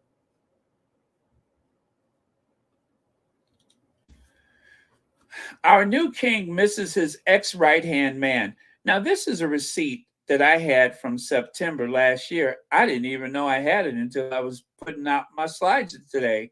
But our king misses his ex-right-hand man more than ever because Michael Fawcett, wait a minute. No, that's not because. What is it? Let me see. Oh, but after Michael Fawcett, there we go. After Michael Fawcett is in exile, being sacked for a third time. Oh, yeah, this will be his fourth time back. Over a cash for honor scandal and police investigation seems to be gathering pace, says Guy Adams and Richard Kay. Now, seems to be picking up pace. Again, that was September 2022. September 2022. So I wonder, did anything happen last September, which means that the investigation was likely over? Oh, yes, I know what it was. The Queen died, making Charles the sovereign. And of course, the sovereign cannot be called upon as a witness, cannot be called for testimony. So if there was a case against Mr. Fawcett, then Charles would be called upon as a witness, except for one thing. Charles is the sovereign, so there is no way, it is impossible. If you recall, this is how the case against Paul Burrell, Paul, let me take Princess Diana's underwear, let me take her Versace gown, and about, what was it, 400-500 other items. Let me take all of her private stuff, her knickers, her pantyhose, everything. I'm going to take it all to my house with my wife and my children. That Paul Burrell. And the Met Police, the Met Police raided his house and took everything that looked like it belonged to Princess Diana out. Now, they had a solid case. But in order to avoid embarrassment, like, somebody explaining the exact nature of Charles' relationship with, I don't know, Diana, Michael Fawcett, Paul Burrell. Paul Burrell would have been on the witness stand and would have been singing like Aretha Franklin, and they could not let that happen. So they decided there's another way out of this. Why don't we remind people that the Queen remembered that she had a conversation, wink, wink, with Paul Burrell, where she asked him to hold a few items that belonged to Princess Diana. Now, you know that conversation didn't take place. I know that conversation didn't take place, but that is what's being alleged. Now, the Queen never said publicly that conversation took place, but somehow everybody involved was made aware that there was a conversation, whether or not it took place. And so the case collapsed, because the only way to make the case after you bring the Queen's name into it is to put the Queen on the witness stand. And of course, that is impossible because it's the Queen's court. It would be redundant to call her as a witness. It would be unheard of, unlawful. The same as Charles. Now you cannot put Charles on a witness stand. You are not able to ask him anything about cash for honors. It is a moot point. Nothing will come of it. Just like Charles being the Prince of Wales, he was in such a powerful position and also a member of the royal family. How many people have successfully sued the royal family? I can't think of one. So, unfortunately, our secretary at Highgrove could not make a case against Charles. And now nobody could ever make a case against Charles in any way that has to do with the royal family, so long as he would be needed as a witness. Prince Charles' closest aide, Michael Fawcett, is spotted outside his London home as he breaks cover after being forced to resign for offering Saudi donor help securing knighthood and British citizenship. Literally bought and paid for. Now, Saudi Arabia, I have nothing against anyone from Saudi Arabia. However, it is almost September. And if I recall, wasn't everybody allegedly involved in what happened September 2001? Weren't they all from Saudi Arabia? Isn't that where bin Laden is from? And that is who Charles has been doing business with. He has given a Saudi national citizenship.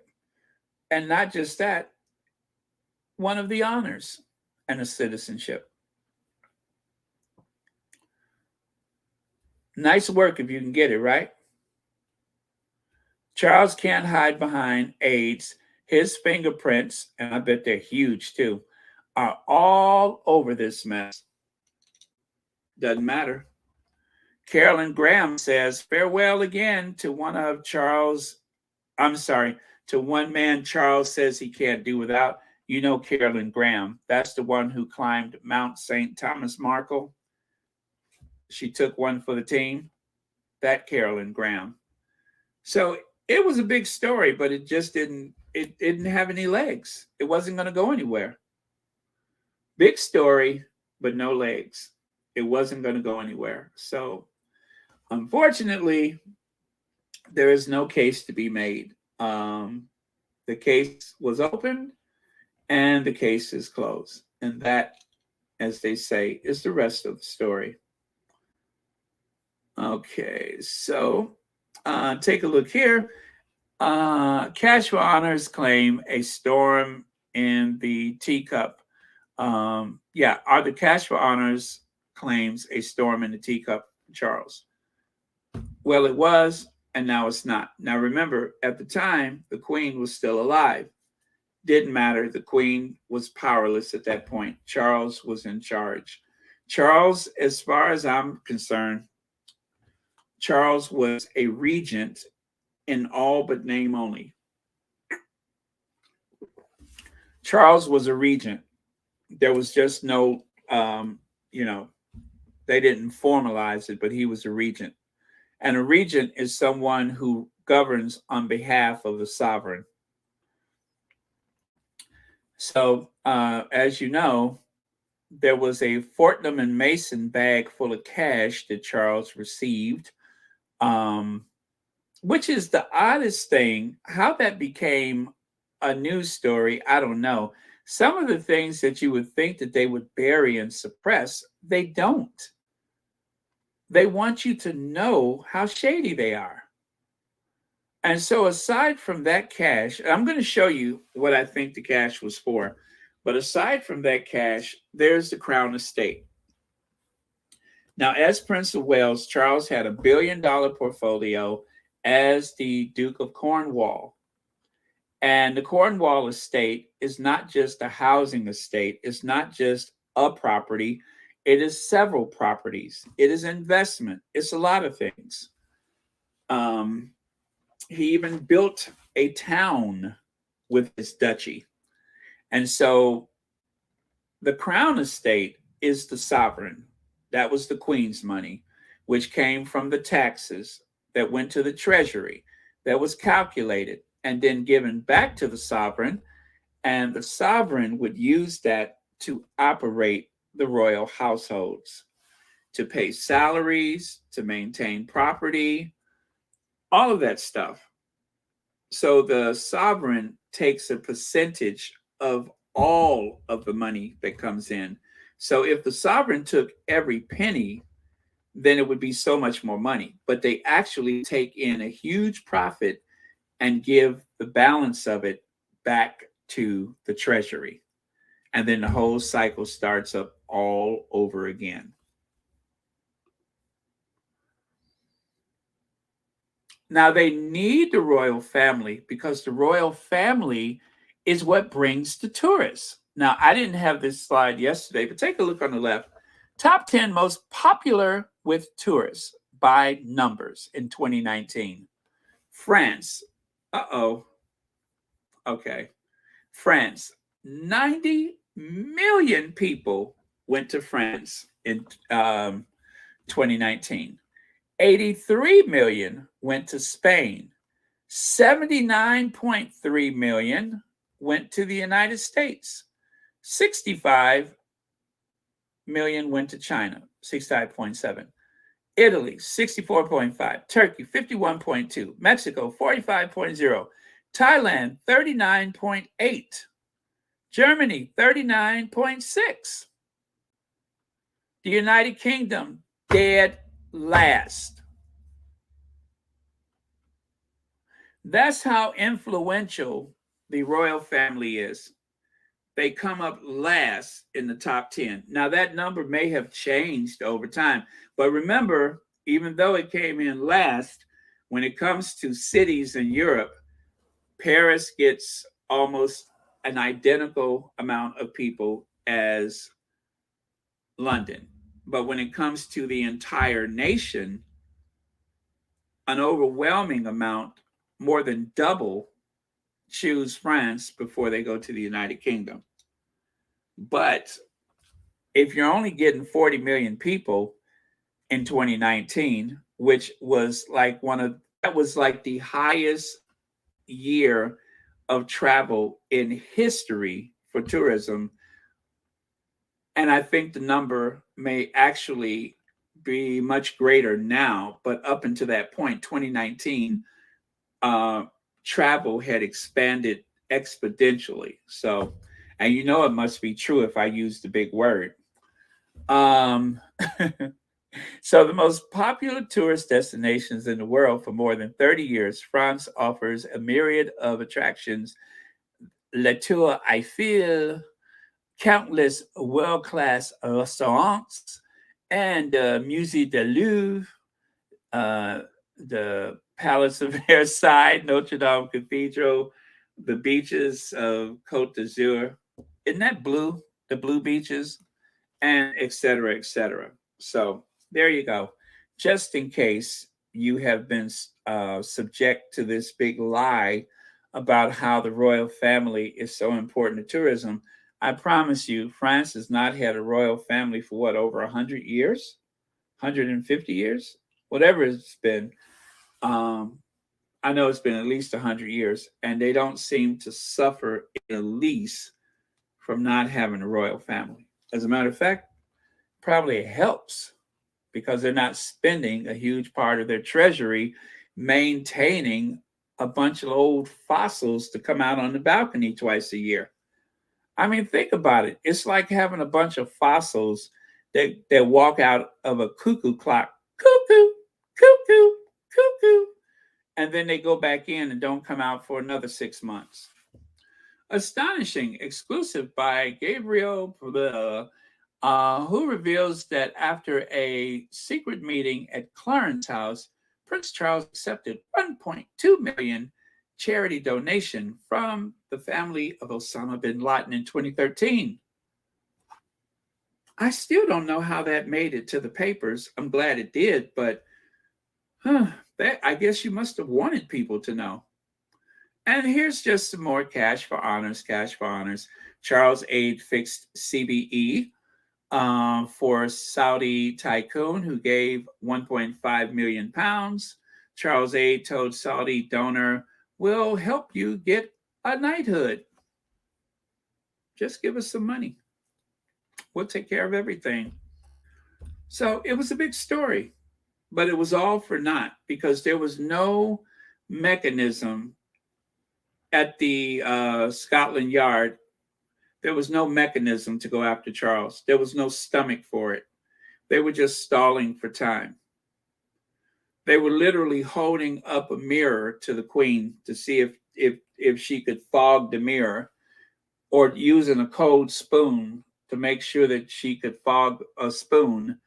And then they decided, okay, now we don't have to bother and stall anymore. So Prince Charles charity accept millions.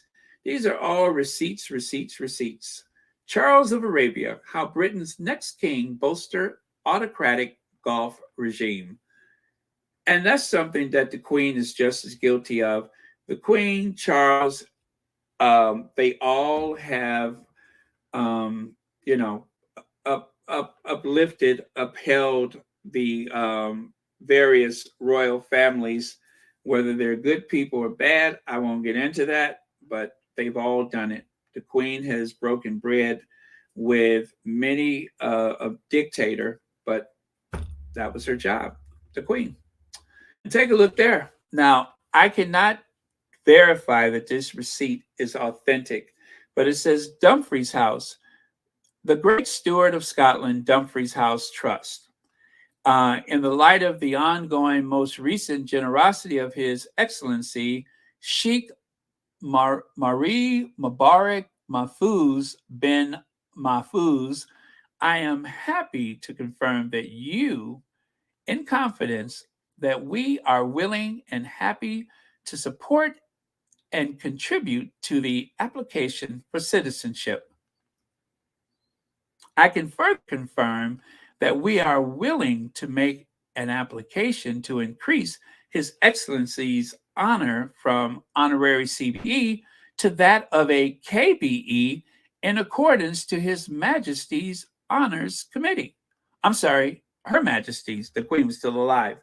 But these applications will be made in response to the most recent and accepted support of the Trust, and in connection with his ongoing commitment generally within the United Kingdom. I hope that this confirmation is sufficient in allowing us to go forward. Yours sincerely, Michael Fawcett, MOV, Chief Executive.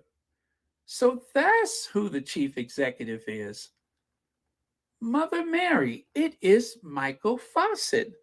This uneducated, this 19-year-old has grown into this big, grizzly, overbearing, trusted aide of Charles. This is someone who came in as a footman or something, and look at where he is now. He's selling cash, honors for cash. Michael Fawcett, the son of a tradesman or mine worker or whatever he was. And look at him now. He's a big shot. Now, I'm going to leave that for the time being. And I'm going to get to another sound bite. It was out of order and I lost track of it. But now that we're back here, let us do this. And if you're wondering, we still got just a handful of slides to go. I'm almost done. Yeah, we only got a handful of slides left. So I'm almost done. If you need to get your rest on, please do. Do not ruin your sleep. You could always watch the rest of it tomorrow. So let me get on with this sound bite. It is very, very interesting. I like this guy. We actually listened to him yesterday. And well, anyway, he ain't having it. Okay, he is not having it. Now, the only thing is, I don't know if he's a Sussex hater. I've never seen him before yesterday, so I don't know what he's capable of. But you know, it's very important to me that you're fair with the Sussexes. You don't have to like them, but you have to be fair. Shouldn't in the economy. Of course, there'll be pressure on the king to give it back, but shouldn't the real pressure be on the government to change the rules? The same ministers, Jeremy Hunt, the Chancellor, who is saying, I'm really sorry, we can't afford to give nurses and doctors and teachers and public sector workers a greater pay rise than 6%. There's not enough money, it's inflationary. Oh, by the way, here's another 50 million quid for the king. So you can renovate your literally, so you can renovate your palace. I mean, come off it. That line's not going to hold, is it? The optics of that are dreadful. The politics of that is woeful. And the principle, actually, the morality of that just absolutely reeks. I can imagine if you're a junior doctor or a nurse listening to that report just then, you are absolutely seething, and rightly so.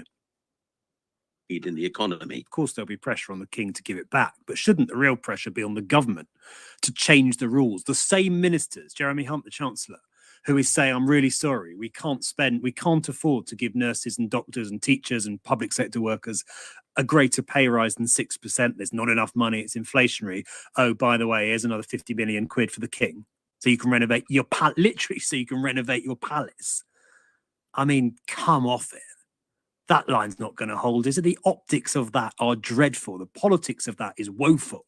And the principle, actually, the morality of that absolutely reeks. I can imagine if you're a junior doctor or a nurse listening to that report just then, you are absolutely seething, and rightly so.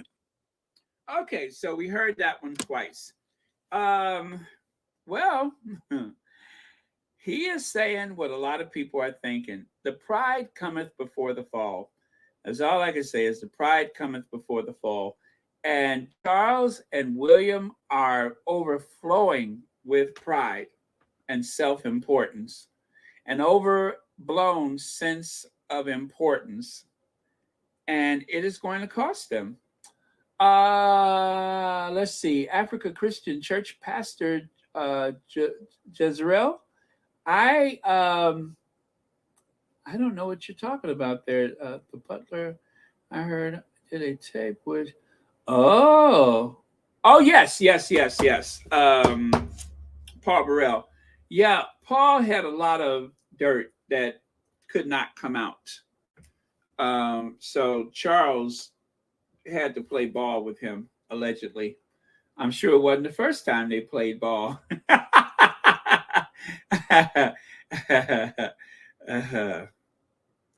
Right? I'm sure it wasn't the first time that they played ball.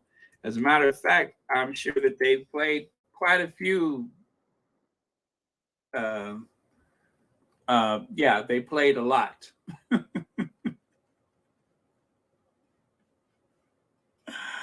Oh man. Well, that was a rather what do you call it? Anyway, let me leave that alone. But there's obviously something going on, and well, what's done in the dark will eventually come to the light. So we'll see. We'll see. That something may have changed. I mean, sometimes you don't realize how big a moment is until there's no more monarchy. Now, that's not going to happen, probably not in our lifetime, but the way that they structure the financing of the royal family, that will indeed change, and it's going to change soon. Oh, look, poor people. You know, again, I'm sure this conversation did not take place, although consider the source, those two, they do have a warped sense of humor. So the idea that they would joke about something like that, I don't think is, beyond the realm of possibility. I'm pretty sure that they have their in jokes, and everybody has their idea of what humor is, but not everybody gets 84 million pounds a year and expecting a 45% pay raise. Not everybody. Now, full disclosure, once upon a time, there was an American that became quite an Anglophile. He watched PBS and he saw a documentary about the Dumfries house.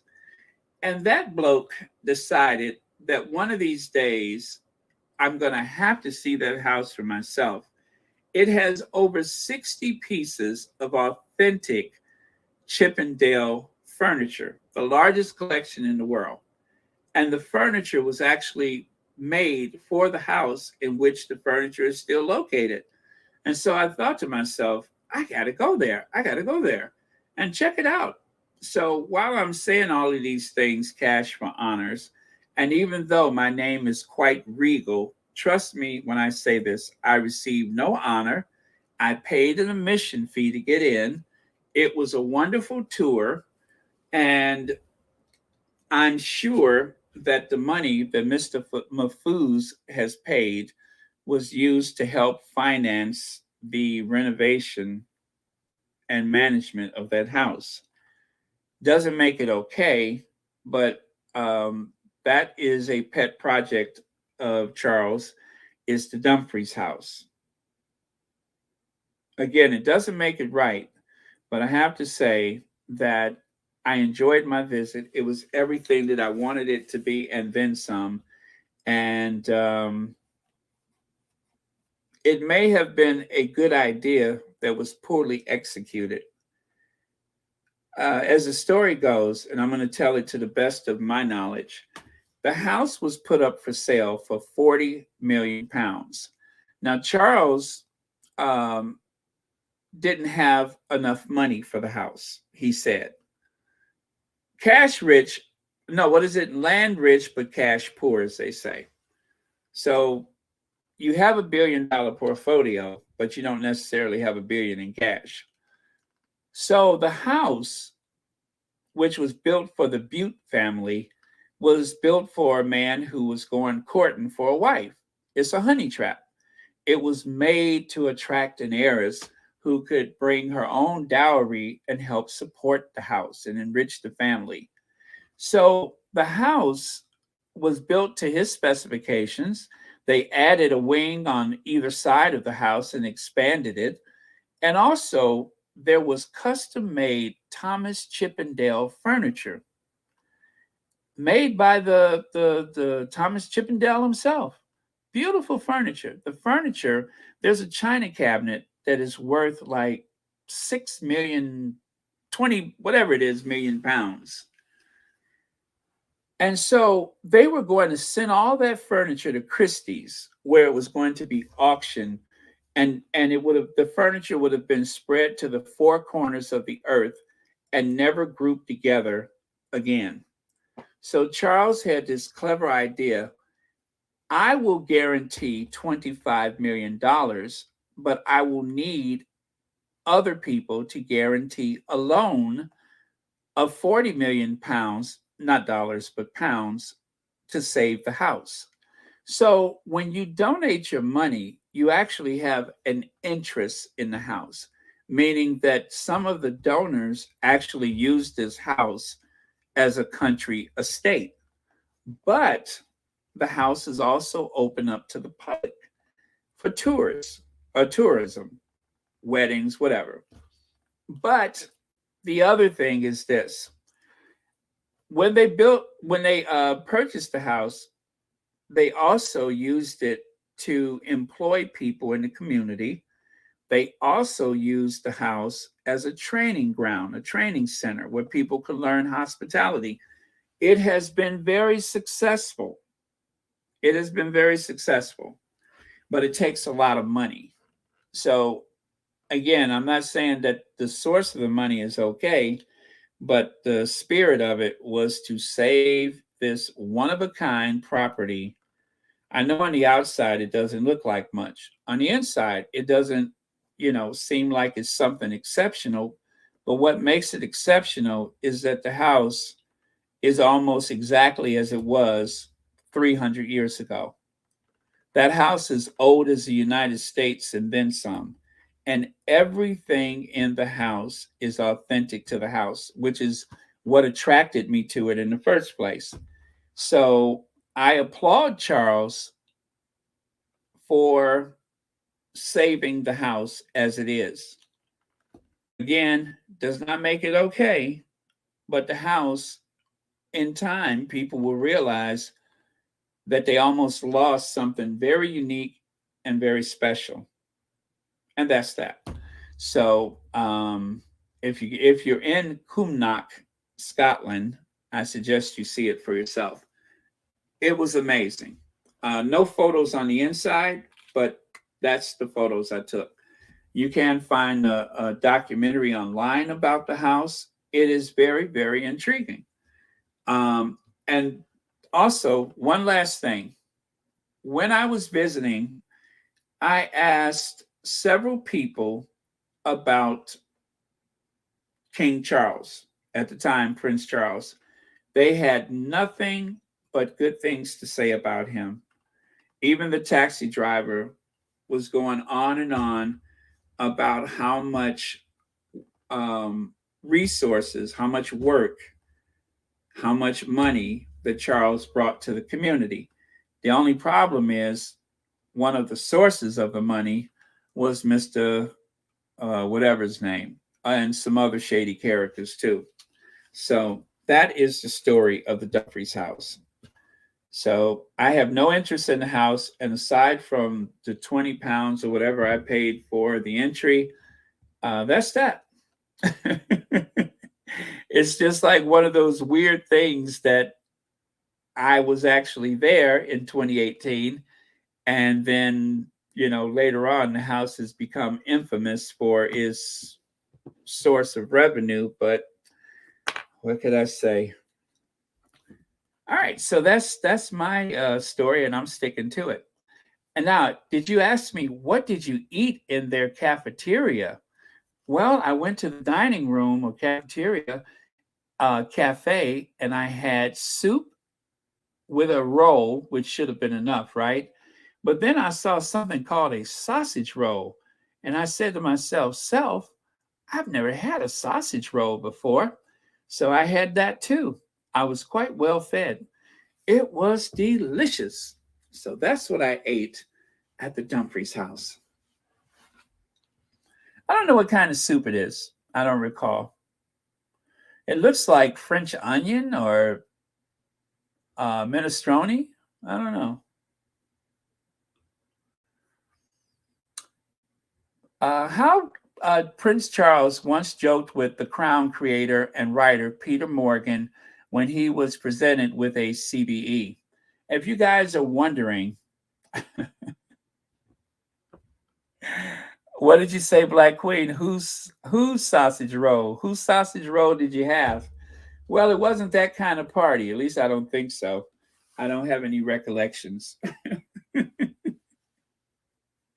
But trust me when I say this, I did not see Michael Forsythe, and if I did, I didn't recognize him, and I was not offered a sausage roll by anyone on the staff.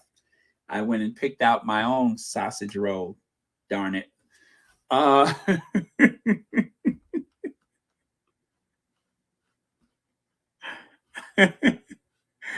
Besides, well, let me stop. I ain't got nothing else to say.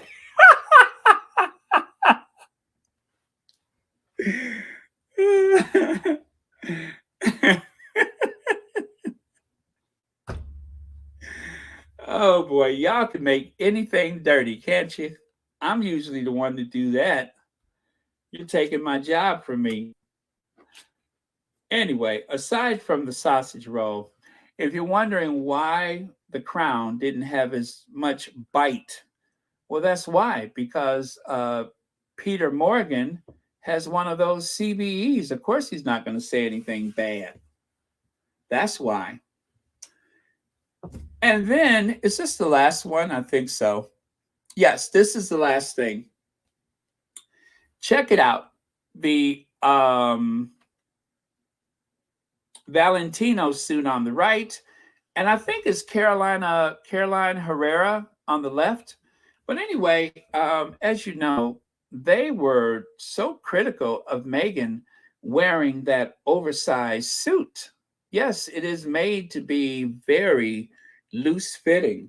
Do you guys remember how they were saying, how come her suit doesn't fit? How come her suit doesn't fit?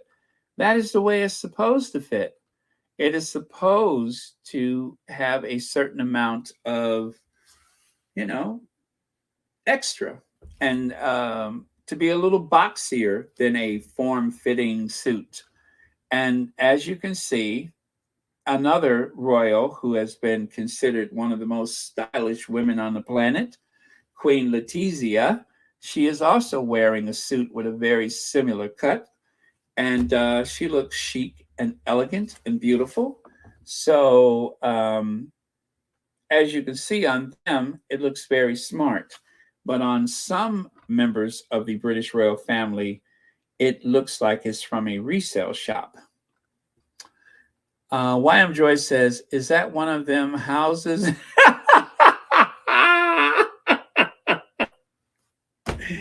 Where the only sound on the empty street is the heavy tread of the heavy feet that belongs to a loathsome cop. I open shop. When the moon so long has been gazing down on the wayward ways of this wayward town, that a smile becomes a smirk. I go to work, love for sale, appetizing young love for sale. Love that's fresh and still unspoiled, love that's only slightly soiled, love for sale. Tell me who will buy, who's prepared to try the sausage roll. Thank you, YM Droid. Okay, I need to get off of this thing. I'm getting a little punchy now. So, oh, yeah, she does. yeah, quite a few times they've had very, very similar outfits, or identical outfits at that. So absolutely. Thanks for the reminder. Yeah, you know it's time to go when I start singing Love for Sale. But yeah, it does look like one of those houses. Anyway, we're going to close with our queens. As per usual, our queen of just about everything I could think of. And our queen in the great beyond, our queen in heaven, who has been ever so watchful over the Sussex family, guiding her living embodiment and legacy, Prince Harry, every step of the way. So thank you so much, everyone. Thank you for watching Royal Sussex. And also, our last word of the day is let me see. Sausage roll. That's our last word of the day. Sausage roll. Operation Sausage Roll. Hey, if some people would go all the way to Poland for a pulled pork sandwich, who am I not to go all the way to Cumnock, Scotland for a sausage roll? I mean, it wouldn't be polite if I didn't. Antonio, thank you so much for the super sticker. And as always, thank you for watching Royal Sussex. Yeah. If William can go to Poland for a pulled pork sandwich, I can go to Scotland for a sausage roll. And I'm not embarrassed.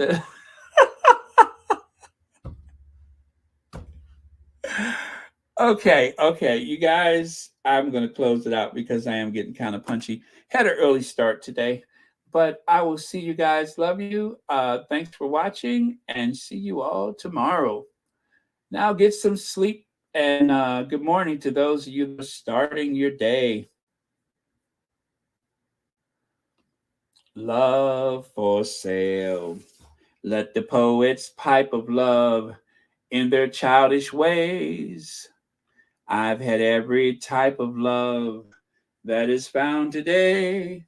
Old love, new love, every love but true love. Love for sale.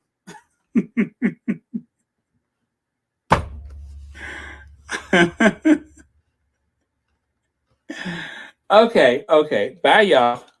Let me cue the Ginger Avenger. Let me see here.